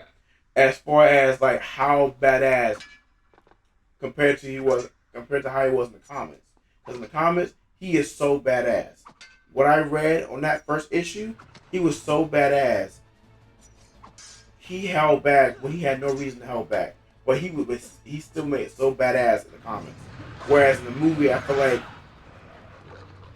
and especially the first one, I look back at it now, I felt like, yeah, T'Challa was weak a little bit compared to Civil War. You look at Civil War, he was out for blood. He was out for blood in Civil War, and the way he was fighting wasn't like that in the first Black Panther or second one. And second one felt more woke for me, which wasn't a problem. I just didn't have the same feel that I got from the first Black Panther. So I think, honestly, from my opinion, I think Ryan Coogler does a good job of doing visuals, but storytelling, he's not good at it, in my opinion.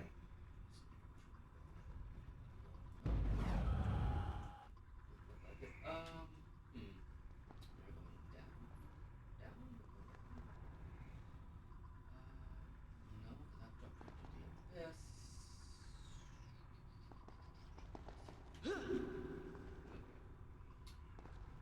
Okay. Well, I mean that's a fair. That's a fair review. Yeah, I remember I saw the first Black Panther and I thought it was pretty good, yeah, given the fact that it touched upon a subject matter that was much that I didn't expect it to touch upon. And it's the divide between the American black person and the African black person. yeah, And again, we get to that when I'll go into more what I'm talking about there. 'Cause yeah, I didn't expect it to do that. yeah, And it was refreshing to see it kind of happen. yeah, Because I think too many times we write movies yeah, with black characters, and there's like very little challenge for the audience. And I felt like with Black Panther, it did a lot of the challenge of the audience on for both people, for people who don't people who probably don't experience like a black story, and for black people yeah, who For black people who don't think about a lot of this stuff or a lot or more nuanced opinions. They just see, oh, here's a black character. I'm going to go and support it. You know, Yeah. there's nothing wrong with that. And again, when we get around to it, I'll definitely be showing off my opinions more in depth on it because let me see if I can get a better angle on this. Okay, so there's nothing there. And again, it was a very mature written story, but it's very clear that it was again not about T'Challa and whatnot. Yeah. I do have a problem with the story because it adds an unneeded stake to it. Yeah. I understand why he did it. Yeah. I do. It thematically makes sense, but it didn't need to happen. Yeah. And we'll get into that when we get into the Black Yeah. Panther. But as far as oh, there was a. Oh no, wait! I did break that chest. Okay, it just doesn't look like from this angle because that's where I started. We're in the same. But I can understand that. And again, the comics take way more liberties, and this is what I mean by when you look at movies nowadays in Hollywood, they want to stick to something they think is marketable as opposed to something that is risky. Yeah. Because comics, for the most part, take way more risks than comics and games specifically. Yeah. Take way more risks with their content than movies do. Movies very rarely take risks, and when they do, it's more shock factor than it is thought provoking. Yeah. And Like for instance, what's a good one? I've been trying to think of a game that I can use without spoiling it too much. I'll come back to you when I Yeah. when I think about it. Um, but yeah, there are, but but sorry, I'm kind of flustered now. there you go. But you do need to have that element of risk with it. Yeah. And with Black Panther, I feel like they were more focused on in the first movie making Wakanda seem like this ultra powerful um, black society that could survive, but also portraying them as hypocrites because they could have prevented a lot of stuff happening in history. I get where they're coming from with that. I do. I'm not gonna knock it for doing that particular story. Yeah. But um, and and luckily, I feel like Hollywood is starting to learn this lesson. This is the problem when you do too much to when you're trying to play to an audience, you're trying to get a specific reaction or a specific or a specific demographic to want to watch a movie because you want to basically kind of appeal to them. Yeah. When you don't do anything to challenge them, sure, you've made a movie that probably does the box office at first, but you ultimately have made a product that doesn't last. Black Panther, as much as I did enjoy it, I know for a fact I would not go back and watch it. Not Yeah. the first one. As a matter of fact, I think a better written black character that I will go back to watch is Falcon from Civil War, because his story was way more compelling. It was way more real, way more gritty, and it actually showed, I felt, a more well-rounded character.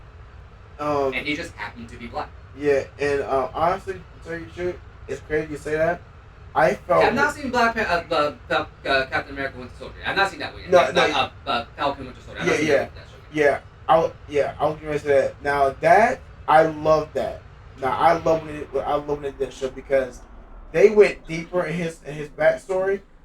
Falcon did, Yeah. and I actually loved it. But just seeing they I'll put it this way, they touched on some really good moments that black folks deal with Yeah. in America now. It was really good. Yeah. That's all I say. But the way they did it was really good, and I really applaud them for that. I was like, that was genius. And this is what I think. Again, with Hollywood, I think we're starting to learn the Tinkerbell situation. Again, I think making Tinkerbell black was a odd choice, but ultimately it does make sense. The issue is that you've done so much race swapping slash playing to certain groups of people without making it thematic to the movie or without it challenging people. You're just kind of doing it to do it. That even the groups of people you're trying to appeal to are sick of it. And again, and I think Hollywood's slowly learning this lesson and hopefully taking it to heart that okay, if we're going to do this, we need to treat these subject matters with way more maturity than we have treated Yeah, but my thing is so okay. So let me ask you before we say this. with. Yeah. Why did you feel like, in your opinion, that it was okay for them to do a Black Tinkerbell? Because Tinkerbell is meant to be this very sassy, but ultimately good-natured individual. Yeah. And while the original Tinkerbell is going to be a classic thing, like that Tinkerbell's not going anywhere. Let's be honest here. Yeah. It just makes more sense that if you're going to reinvent like this original kind of like flirt character, Yeah. who's meant to be like this very sassy, very upfront, kind of very strong, forceful personality. It just kind of makes sense to make it either black or Puerto Rican. Yeah. Now. Just from an aesthetic standpoint, and to be fair, the woman that got playing her in the movie, she's fine. Oh, you know, yeah. Oh, No, she is fine as all get out. So no, that was a very good choice. Yeah, no, she's fine. But do you feel it was the right time to do that? Considering the original Peter Pan's depiction of Native Americans, yes. Oh yeah. So if you're gonna reinvent something, you might as well go the whole 9 yards. Not to mention again, this is supposed to be like a timeless place where people don't grow up and whatnot. And to be fair, Peter Pan, very British story. It's set during World War II of all places. Yeah. You know? So it makes sense that most of it is from a British-centric mindset from that kind of viewpoint, because it's mostly white and Britain. But if you're going to make a timeless classic that's meant to appeal to everyone, and this is something Disney really needs to get to their fucking skull. Yeah. If you're gonna make something really timeless, make sure that the casting decisions you make sense, and make sure that it's not the only thing you focus on. Well, right? see, my thing with Disney is, just Disney particularly, I think they don't understand like the. I think they focus on just putting whatever they want as far as like, like towards kids, towards the community, towards the woke, like just no. I'm being honest and serious. Like they I don't think they're really truly thinking. I just think they're looking at it as, you know what, this community can help us make money. So so let's just put it towards them. But I do understand what you're saying too, and I agree with that. I just wish Disney would just be just not honest, but just be real and just do it equally towards everybody. Like look, if y'all feel like doing if you feel like giving us a Black Tinkerbell, that's fine, but do it for the right reasons. Yeah, and not to mention, and again, this is like the big criticism with making Tinkerbell black, and this is from black people too. And my brother felt the same way when they were race swapping all these other DC characters. Yeah. There are already black superheroes in DC that you just choose not to do. Why do you feel the need that you have to race swap the existing characters in order to make a black character self? How about you just do it to Young Justice and make actual black characters Correct. who are already existing and just write them really good? Like Black Lightning and Young Justice, oh my god! Like infinitely better than the show. Infinitely better than the show. Now, I'm glad you said that about Black Lightning. So let me first say this: I've never seen Black Lightning and Young Justice. I've never seen Young Justice. I need to watch that. Dude, when we watch Young Justice, when I say that DC has no business being behind Marvel, yes, Young Justice is the reason why. It's one of the reasons why. Because even Marvel's animated shows, at their best, cannot compare to DC stuff at their worst. No, I've always told people, I don't know what it is with DC, but when they go animation wise, they go hard. They go hard. They go hard. So And my thing is this: use that same method you're doing in animation and put that in the movies. But they don't want to do that. They hold back, and they always fucking up. Yep. Same thing with you remember the Hex Girls from Scooby Doo? Yeah. So apparently, this will piss you off with filming more. They had the second Scoob movie basically done. They didn't animate it yet. Okay. They had it written. Okay. Had it voice acted. They even had 3 songs with the Hex Girls already done Wow. and dusted, and they canceled it for Velma. Now, here's the kicker to it. Oh, Jesus. Here's the kicker to it. It's not canceling away where they're going to write it off as a tax write-off. So it can still come back. But here's But why? no. All you had to do was animate the damn thing. So Why did you cancel it?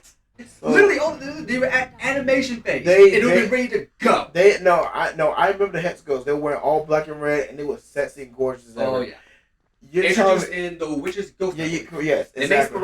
made sporadic appearances later on, Yeah, and they were set to come back in the 4th season of Scooby Doo and Mystery Incorporated. yeah. They're fan favorites. And Yeah, they're but- fan favorite but- characters, like one of the most beloved original characters in the series. Yeah. Why cancel that? So I'm just trying to make sure. I'm hearing you correct. I'm just trying to make sure I'm hearing everything you just said just right now. They were going to make like an animation movie. It was so remember Scoob? Yeah, I'm just They were gonna. making a sequel to that. Yeah, sequel they to had that. it written up. They had it. I think they had the basic, the kind of like the rough Yeah. renders of the animation. Yeah. They had it voice acted. They had the songs recorded from the Hex Yeah. Girls, and they shelved it for Velma. Okay. I'm sorry. No, Warner Brothers. I need y'all to really do something for me. I need y'all to use your brain and think before you act. Because something's not adding up right now. Why would you cancel something as amazing as those girls for some piece of shit Velma? Not to mention, like the Hex Girls have always had bomb ass songs. Yes. I can't think of a single time No. when they were in something When where I it fir- wasn't good. when Even I- the low budget. It was like this one movie, like they were like fighting like this weird Wendigo thing. Okay. And the Hex Girls were there for a band contest. Oh, wow. And it was, I remember it being a low budget flick, but it was a pretty good one. It was a pretty good low budget flick. Yeah, I only saw the Wishes Go, but my thing is, when I first heard that song, I was like, yo, this is dope. And that was one of the movies, I remember, I think it was Zombie Island, Witches Ghost. Oh, yes. No. Uh, Zombie Island, Witches Ghost, Alien Invaders, and then Oh, Cyber Chase. yes, Archer, yes. Witches Ghost was when so for those of y'all who don't know, the reason why Zombie Island was as dark as it was because Warner Bros. At the time, and this wasn't the current match, it's like old Yeah. match, they said, "Hey, y'all just make a movie, and we'll check in on you when we get done releasing it." So they released the movie, they had no idea what was going on in it. Let me just they said, "Oh dear." Oh, yeah. We need you to roll that back just a little bit. I'm so not- the Witches Ghost came out. yeah, I'm not even kidding. I'm saying this is just my honest opinion. That was a really good dark version of Scooby Doo. We're talking about a movie where they heavily implied an entire colony of people got chased into an out there infested moat by pirates. Yeah. And got eaten by the alligators. Yeah. Like they don't mince words about it. It's like, oh Yeah. no, they got eaten. No, but when you see in the movie the transformations, Oh god. it is scary. Like they have an entire thing where the 3 villains disintegrate into bones. Yeah. Right in front of them. No, they actually showed that in the movie. I was like, Unedited too. yeah, and what's crazy is I was like, they actually showed this in the Scooby Doo movie. And that's because, again, Warner Bros. At the time didn't do any over. They were not looking over that studio's shoulder, that team's shoulder when they're making the movie. It's like, okay, Yeah. we're working on something else here. Y'all just do whatever. We'll be back in a little bit. They finish it. They send it out, and it isn't until it goes onto screens that they're like, Dear God, "What did you do?" oh, dear God, what is this? This is too violent and too dark. And it's considered I believe it's considered one of the best Scooby Doo movies. Yeah. If my memory serves No, right, it's it considered is one of the because I'm best telling you. I'm trying to make sure nobody's talking. Sorry, it's not talking. movies. No, you're good. Okay, but I'm telling you, I've seen all the Scooby-Doos except the recent ones. What I'm saying is the old ones, out of all the Scooby-Doos I've seen, that like surprised the hell out of me. And again, I'm gonna give you another one. So So I know that in Velma they went on like a big thing about how they wanted to make Velma like lesbian and stuff like that. Yeah. Before Velma came out, there was Scooby Mystery Incorporated, and they had a whole thing where they wanted to explore that concept. Yeah. And in my opinion, I think they did it a little bit better in the oh wait a minute, did I actually go down? Yeah, you did. Yeah, you did. I think you did. Okay, I did go down. So they actually did it a little bit better in my opinion inside the show because because they didn't just make her, and I am spoiling this a little bit, Yeah. but I'm spoiling because her being a lesbian isn't the main thrust of her character. Yeah. It's her coming to terms with what it means to be in a relationship and what it means to be happy with somebody. They actually take the concept of discovering yourself on a sexual level. Yo, what's up, black boy? Hey, black boy. They take the concept of her discovering herself and actually tell a very mature story with it to the point where it's like, honestly, I kind of prefer her being a lesbian. No. And then you have Scooby-Doo Trick or Treat, where they make basically they do what Velma was trying to do but better. No. It is actually hilarious. Now, I'm sorry. Hold on. The other one you just mentioned about her, like incorporating her being lesbian. What show is this? Mystery Incorporated. A show that got canceled after its third season. Which luckily finished on an actual resolved story. It didn't end on that. But now I will say that. Now I did come across that one. I actually did want to see that one. This one is well worth it. Yeah. Now that one I did want to see because I was curious about that one. Now that Velma shit, I'm standing by everything I say. I don't want to see it. I've never seen it. I'm not going to see it. Like I said, unless me and Brad have to watch that. My plan is the only time we're gonna watch that is if I know damn certain it's not gonna get renewed again. Yeah, that's the only way.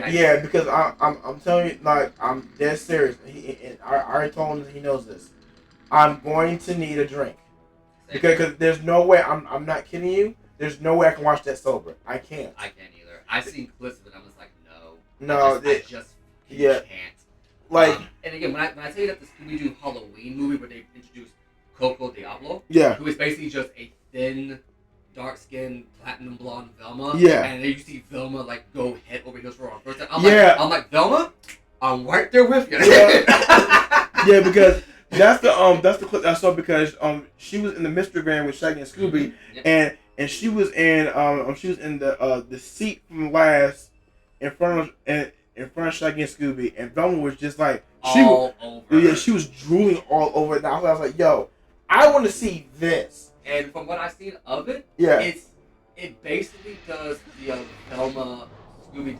It does what Velma's trying to do by being a adult Scooby-Doo parody. Yeah. It's not an adult parody, but it is a parody of Scooby-Doo, and it's done much better. But again, I'm fine with that because look, they took the time out, they did it right. But I'm saying with Velma, that was just an insult to me because that didn't look nothing. Nothing like or felt like Velma to me. It was just Mindy Kaling. Yeah, it was just Mindy Kaling. I just don't understand. And I feel like the only reason why she got a job doing it is because she had a job on Community, where apparently she did write a few episodes. Yeah, but that so. But what they're missing is that she wasn't a main writer. She was, I want to say, a co-writer or something like that. So there was somebody looking over her shoulder going, okay, we can do this, but we're not doing this. Yeah, but here's my issue with that. I think my issue is why does WB keep taking risks on shows like this or people like Mindy? Because she has a name. Whether or not you agree with her quality, her name is recognizable. That's all they need. So wrong way. Let me ask you this. Yeah.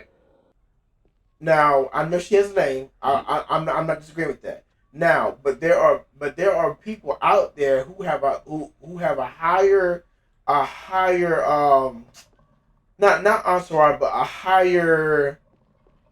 That bigger notoriety. Yeah. A bigger notoriety than Mindy. So what I'm trying to say is, why of all people would you pick Mindy? Again, I know she has a name, but to me, she's not that popular. Because she pitched a show to them. The other ones didn't. That's the key thing. It might not, because here's the thing, right? It might not even be that these other people with bigger names aren't interested in it. It might not be that at all. But what matters is she came to them and pitched the show, and from my understanding, got a rock solid contract out of it. And as a result of that rock solid show, of that rock solid contract, she now has, there's a second season. I think it's been confirmed. I don't think they're going to get a third season. Is that been? Let me see here. It was ASAP. ASAP is rating with a party is too. Appreciate. What's up, man? Y'all just joined us in time for for another Scooby-Doo talk. But yeah, again, going back to Mindy, it's not even that. Appreciate Zohan. Let's see here. Read. Welcome to the show. We're going to be another like 15 minutes or so before we wrap up here. Yeah. So feel free to sit back and enjoy it. But yeah, going back to Mindy again. She pitched the show. Yeah. It's not even that these other people that were bigger than writing her wouldn't want to do a Scooby-Doo show. It might not even be that they weren't even interested, that they would say no if WB asked them. The problem is, I think at this point, Warner Bros. Zohan, you stupid. Zohan, you stupid. The biddies. You stupid. Thanks for that, man. But yeah, it might not even be that. What it could basically be is that she came to them with a show. They had nothing in the pipeline at the time. At least they didn't think they had nothing in the pipeline at the time. And they figured it would probably be a safer bet to do something. And that's the key thing. Yeah. A safer bet to do something. My bad. It was safer to do something with a known quantity who already came to them with a show and then tried to crowbar into something that was already pre-existing to maximize profit. What they ended up doing, though, was probably shooting themselves in the foot. Yeah, that's always. But, and again, this is what happens when you try to create by committing. Yeah. Oh, by the way, guys. Wrong thing! Yeah, god damn. Right into the spike. I thought I timed that well. By the way, guys, I'm letting you know I will be finishing up the first part 1 Last of Us on Monday, and I'll be doing Last of Us. Now, I probably will be doing Last of Us Part 2 probably that same day on Monday. If not Monday, it's going to be Tuesday. So, I'm just letting you know. Part 1 will be done on Monday. And I should be done with this possibly tomorrow. Yeah. And next week we're going to start Harper's Legacy. Yeah, now that I can't wait to see. Oh, my God. Jesus Christ. I can't wait. Actually, I want to see it. Because I'm interested to see the detail and like. Oh boy! Oh my God! Okay, I'm gonna need some more stands. And building the character for Hogwarts. Because I want to see. Yeah. I think I already have a name in mind. I'm gonna use the character. Oh yeah. And I'm interested to see because I haven't been in the Harry Potter fandom for a very long time. Again, the last movie I saw was Order of the Phoenix. I never thought about finishing it, and I've never read the books. So I'm interested to see. There we go. Damn. I hit that just right because it's basically. Bruh, there's no way in hell. I'm being legit serious. There's no way in hell. Realistically, you have to have enough something I forgot adrenaline or something to jump from that far. Cause bro, you see how far you jumped? Well, I jumped off the springs. No, but still though, that was a couple feet away though. You're not wrong. There's no way in hell I can do that. I also don't think that's how physics works, but whatever. Yeah, it's a video game. No, but here's the crazy part though. I've seen what is it? Russian people on YouTube. They are doing parkour like stuff like this. They're like not with traps or anything, but just they're jumping from these 20 or 30 foot buildings. They sit here sliding down like it's a big ass slime. Like y'all either have a death wish or y'all just love trying death defying stunts. There's no way in hell to do that. I'm gonna die. I'm all out of sands. too fast. And Okay. Oh boy. damn. ASAP, I don't know if you're still here or not. If you're not, it's okay. I want to let you know, I'm still going to be doing God of War Ragnarok. Just give me some time with that one. But in the meantime, like I said, I'll be doing Last of Us Part 1, Part 2, and then, what was the other one? Uncharted. Yeah. Uncharted. Because I'm interested in seeing how Last of Part 2 pans out. Because Part 1, I have no experience with Part 1. I'm enjoying Part 1 story so far.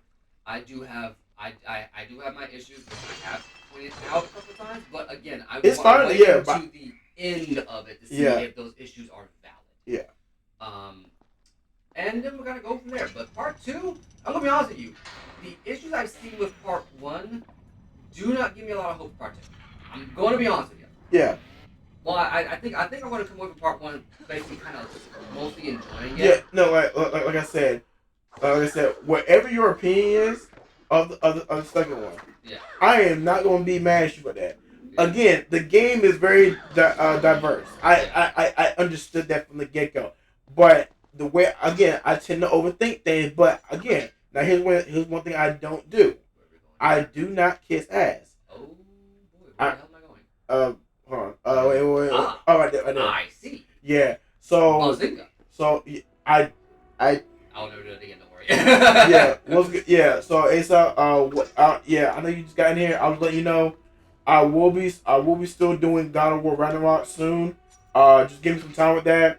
But I will just let you know I will be doing part 2 of Last of Us either Monday or Tuesday next week. So just stay tuned for that. And after I finish part 2 of Last of Us, I'm gonna do on the Uncharted series. But yeah. But I do know, yeah, part 2 was divisive. Divisive. Yeah, divisive. Thank you. I knew that from the get go. I knew that. But again, what I was saying, I don't kiss ass. I literally analyze from my perspective, and here's what I do different than most people. I look at the scenario and I try to apply it into real life and see does the story in the game make sense to what could possibly happen in the real world, if you get what I'm trying to say here. Okay, I get it. You look at how plausible. Yeah, correct. Yeah, so okay, no, yeah, I can respect that. Yeah, so but again, at the end of the day, if Brad does not like the second one, I have no problem with that. I'm not gonna sit and hate Brad for that. Where am I going? Wait. I jumped in there. Wait. To the camera. What right there? I can't get there. That's why I jumped. Okay. Wait. I think I gotta get over here, but Yeah. it's like, okay, leap of faith. Okay, that's what it was. I was too low. But yeah, okay. I would definitely, and Asa, I gotta finish watching your last stream from a couple days ago, so I'll definitely check it out tonight when I finish. Cause I've been so busy with this stuff and work. Oh God, it is a doozy, but I enjoy it. I enjoy it. Not Amazon, but I enjoy this. Yeah. But yeah, I'm looking forward to seeing it because again, looking at Last of Us Part 1. Yeah. My overall opinion is because I do know I do actually want to play it on stream at one point. Yeah. But my overall opinion of it so far is, given the time period it came out, Okay. and what it was going for, I can see why people liked it, but Yeah. I'm not certain. I'm certain I buy the Game of the Year argument. Okay. But I can definitely say I can definitely say at the bare minimum, it's a one and done that I am more than happy to give some time to. Yeah. I can definitely say that for me. Yeah, because but beyond that, who knows? no, I got you. Yeah, because I will say that I know ASAP, because I got ASAP hooked on the second one. Now the only reason this is why I don't do it with games. I don't kiss ass. I don't hype anything to force anything people down people's throats. Yeah. He just asked me, "Is it worth buying?" I said, "Yeah." For me personally, yeah. It's about all you can say. Yeah, but then all I said was this. All I said was, it's darker than the first one, and you're going to. And I literally said, that, and I can verify this. I literally said, you're going to have to play something. No, you're going to have to play something funny, or something comedic, or something stupid, because it's so dark. Your emotions will be running up, down, almost like a roller coaster. And he looked at me so surprised. He's like, "Are you serious?" And when I saw him play it, he said, "Yeah, bro, you're right. Like your emotions will go everywhere." Fair. Yeah, I can't knock that if that's the other thing. And again, I'm yeah, looking forward to seeing what it is, yeah. seeing what the issue with it was. I'm just really no. Again, like I said, I'm just really curious of his opinion. I really am. I think Brad is the. I think Brad and ASAP were the top two people I was curious to hear about as far as like their opinions about it. I've heard ASAP's already, Yeah. so I'm curious about yours. Again, whether he disagrees or not, I just want to hear his opinion. Because some people I've heard that try to give a reason for it don't, in my opinion, don't give a good enough reason. They all, because what I mean is, all they say is, "Oh, it's bad." But I'll say this. Some people cannot explain themselves properly. yeah, And if they think it's bad, they think it's bad. That for them, there is no other reason. It's just they were left with a feeling that they didn't like what they played. yeah, That's fine. yeah. Some other people like me who doesn't know how to shut the fuck up. It was I will give a if I like something, Yeah. I will give it praise.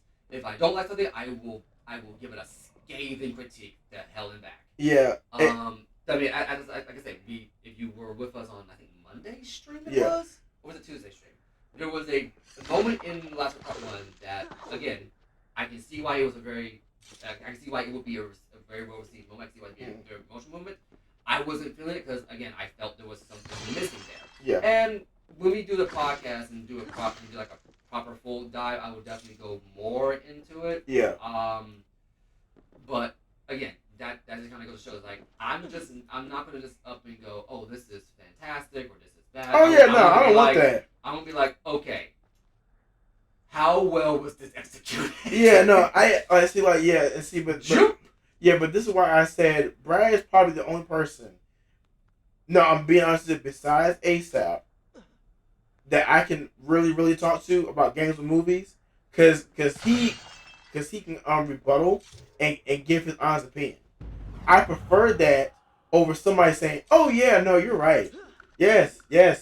Oh, I agree with you." No, fuck that. Cause I'm telling you, if Brett ever did that, this is not a lie. I will unplug this mic. I will grab this box and walk out the door. I remember we had this exact conversation. Yeah. And I joked like I was doing that. It's like, yeah, I have to agree. The look you hit me with. Yeah. I looked at you. If looks could kill, it's like, you lucky I know you're joking. Yeah. I was like, bruh. I was like, yeah, don't blame me about that. I was like, look, you better give me your honest opinion about this shit. I don't care if you disagree with me. You better give me your honest opinion about this shit. Oh my god. But yeah, cause like most people I think I've talked to in the past, I couldn't relate with them because they always tried to agree with me, and it was annoying and irritating as hell to tell them stop agreeing with me. If you don't like this shit, that's fine. Just say that. I'm fine. I'd rather you say that. It's this movie's a whack. Yeah, like for instance, like I remember we were talking about these are two movies in particular. Yeah. These are two movies in particular. It was Avengers Endgame. Yeah. And The Last of Us. Uh-huh. And I remember you were talking about how you enjoyed The Last Jedi. Jesus Christ. Okay, you remember you talking about you enjoyed The Last Jedi. Yeah. And I told you I fucking hated it. And I told you why. And I think I changed your mind on the quality of that movie with that argument. Yeah, because like what you said was like I think it was along the lines of like you said like S. If you think about it, Finn Lynn was on the cover of every poster, and when you see somebody with a lightsaber, what does that mean? That means they're gonna be the next Jedi. Yeah. Now and then Brad said, then why the hell did they make him get his ass beat in that movie and make Rey the Jedi, when she knew nothing about the Force. Yeah. And when he said that, Again, in terms of the movie, she up until what was it? Oh, like in terms of the movie, throughout the first movie, up until like 5 hours ago, she thought the Jedi and Luke Skywalker was a fucking myth. Yeah, no, she was. No, he's right. He's and right. Again, when we get around to playing Star Wars Jedi Knight, Jedi Academy, yeah. When I tell you that should have been the sequel trilogy, I'm not holding back. Oh no, I know. I'm going to go in. I'm going to go, as Dave Chappelle once said, hard in the paint. That fool crazy. He funny shit. So yeah. But yeah, oh my god, that irritates me more. That really, and you know, I've gotten weird looks from people like, "Are you serious?" I'm like, yes. I hate that. I hate all that. Yes, you're right. Yeah. That is so annoying. Like it makes me angry when you agree with me. Like I want you to rebuttal with me. Tell me why you think I'm wrong. Tell me why you think this is better than this. And then another one was Avengers Endgame. I actually went on record as saying that I thought Avengers Endgame was a bad ending to that phase of Marvel. Yeah, I'm on record saying that. No, you didn't. And I do not apologize. No, yeah, and I think the reason why I said was it was the entire second act, including the time heist. And I gave a thing where I said what would have been better is. Again, we don't have a lot of time to kind of go into it now. We're going to kind of start wrapping up here.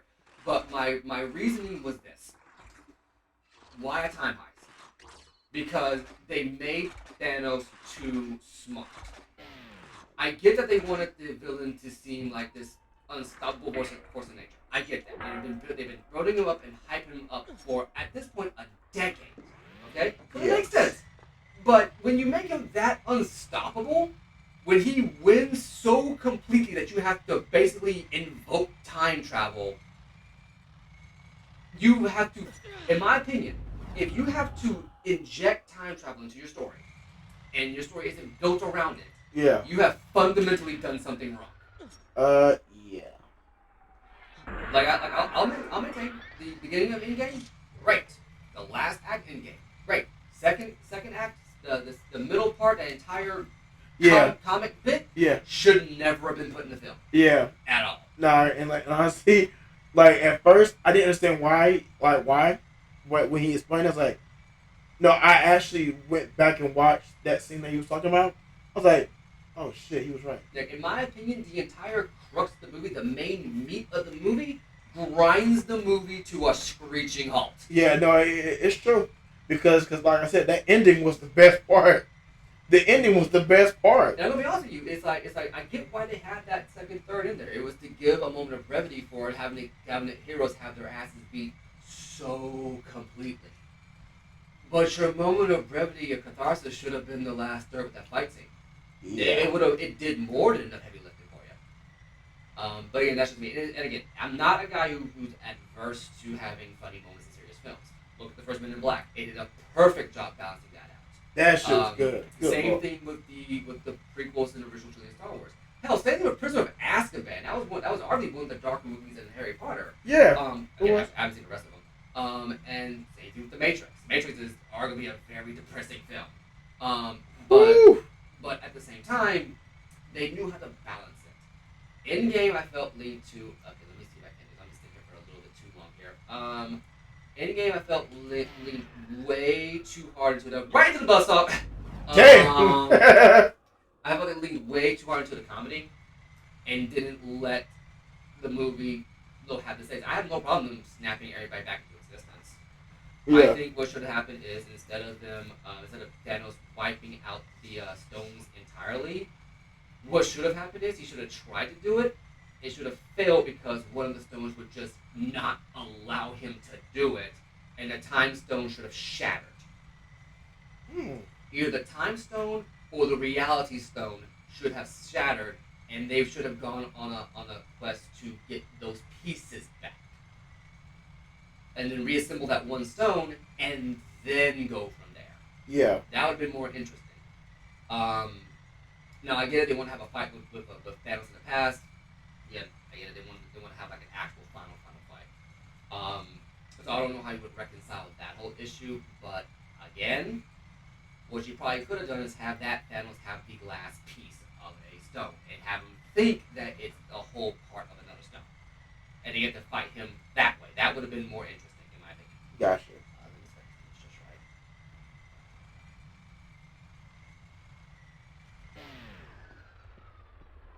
Mother lover. Okay, now I'm gonna have to do. Now it's do or die. Let's go. Okay. But Got it. I will say it seems like a lot of y'all do love watching this Prince of Persia gameplays more than last, which is understandable. If that is the case, whoever's still in here, let me know because I just want to understand because it seems like a lot of people like this, like watching this more than Last of Us. I think it's because of the novelty of it being a game. That might be part of it. Yeah, Which I can see. I can see. I'm not gonna knock the ball for it. yeah. Um. Okay. Okay. And so next save point, we're gonna call it.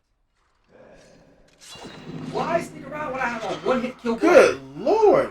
Yeah, the Princess Father's Blaze a one-hit kill on all these things. Dead. Good. Why sneak God. around anymore? God damn.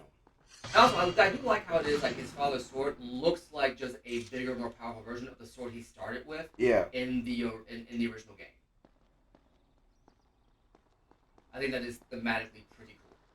No, not bad. Not the one he started with. It's the second blade he got. Which you remember how I said that the second blade he gets is the blade on the cover. Yeah. Oh my god. Oh yeah, you're right. You did say that. Yeah. And it's not even the strongest blade in the game. Yeah, I thought it was pretty cool. And again, kind of for the parallel, it's kind of like the last blade you get in the first game that one shots all the monsters.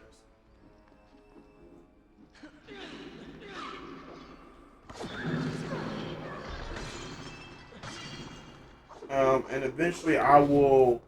Actually, I probably may do some horror games.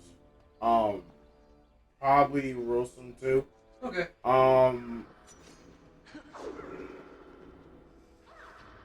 I'm stuck between two. Actually, no. Here's the crazy part. I'm stuck between two games. It's Detroit Become Human. That's not a horror game, but it's a decision making based game. Yeah. But what's the other one? The one damn it, what's it called? Not Until Dawn. The other one, the House of Ashes. Okay. So I'm stuck between those two. But I think I may do House of Ashes because I've done Detroit Become Human maybe once. I think. So. Okay, no, I see. Okay, I got it. I got it. Secret. Okay. Okay.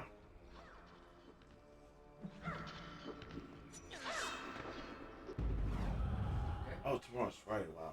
Yeah, tomorrow is Friday. I keep forgetting that. I can't. Jesus.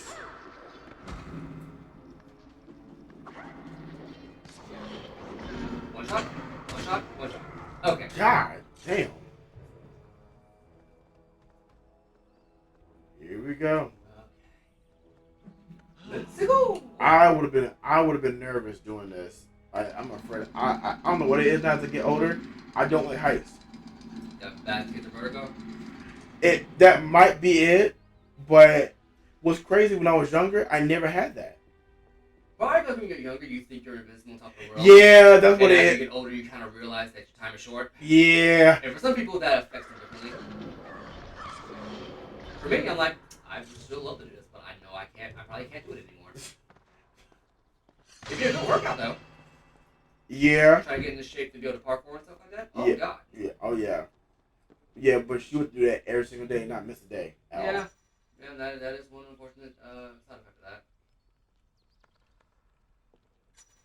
Did you just go through that? No. Okay, I was about to say, like, that must have been a glitch.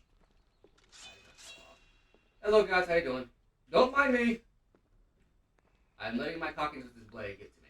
You said what? My cockiness. Oh! What do you think I said? Don't worry about it. Okay. Don't get. Okay, we'll leave it at that. Okay, now, which way am I going? Okay, there's a thing right there. Okay, that makes sense. Oh my god. you mind going to the gutter? Yeah. Okay. For a split second, I was like, okay, what did you just say? Oh my god. Okay, wrong way. Oh my god.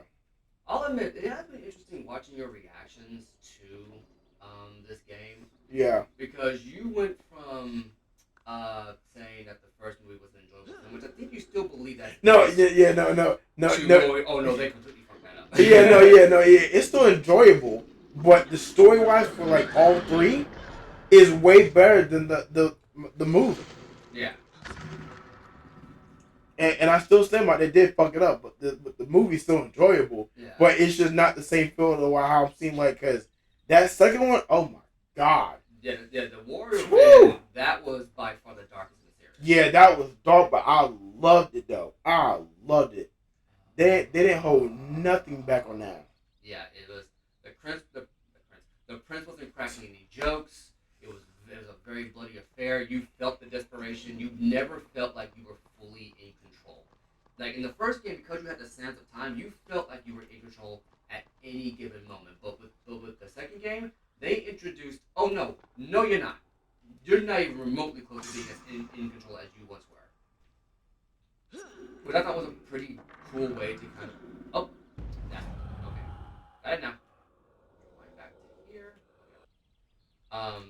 But that was a pretty cool way to invert that trope. They basically said, okay, no, you're not all powerful anymore. This game, they basically kind of give you that power back a little bit. And then it kind of culminates in this. We have this kick-ass infinite blade that one shots everything. Luck. Dead. Okay. Now I need some help. I got my ass whooped a little bit here. And again, next save point we get to, I'm going to call it there. I still have work in the morning, and we're going a little bit long. Not that way. Wait, maybe. There's this right here. And we have. Wait. There we go. I see it now. That's a little environmental tool to let you know, hey, run up this. Not gonna lie, that's a pretty good night. We talked about a lot of like I think important stuff, at least some decent advice when it comes to. Well, these gave a little bit more of a thought process into what we think about movies, and I feel like I got a better understanding of your perspective. I was always, I'll admit, I'll admit, I don't think I ever fully understood where your mindset was when it came to how you looked at the things you liked. Yeah. But knowing now that you think about how feasible it is, I guess. Yeah. So and yeah. You look at like the product as a whole. Yeah. I like so like I said, I'm a very complex individual when it comes to movies, but I look at like I said, I'll say it again. I look at everything, but let's just say The Last of Us, as far as game wise, if the story or the narrative can pull me in, oh my god. Wrong way. I thought I had more space on that. If the story or narrative can pull me in, I'm gonna keep playing this game. Yeah. And if I'm emotionally attached to the characters, which I can tell by my emotions coming out, then I love this game. Yeah. Now, when it comes to movies, that differs. Now, it's still sort of the same process. Like I still look at everything, like I said, like the characters, the narrative, the audio, the editing, the color grading, all that. I look at all of that. Only because the person who did this, I want to see did they accomplish what they need to do as far as bringing in the attention for the viewer on all these levels. If there's one thing I feel like they failed on, I try to see what they can do better on. Understandable. And again, for me personally, I don't really care about all the extra stuff. My main thing is how well did you stick to the premise of your story? Everything else, and this is my philosophy, if you have a solid premise, everything else will fall into place as you're going about your story. We can talk more about that tomorrow. At the rate we're going, we'll probably be done with Prince of Persia tomorrow. Yeah. If not, it'll probably be next Thursday or Friday. Okay. In which case, we will be jumping into Hogwarts Legacy the next time, and it's my spot after that. Okay. In the meantime, thanks for watching. Yep. And you guys have a good night. We will catch you on the flip side. Yep. Deuces.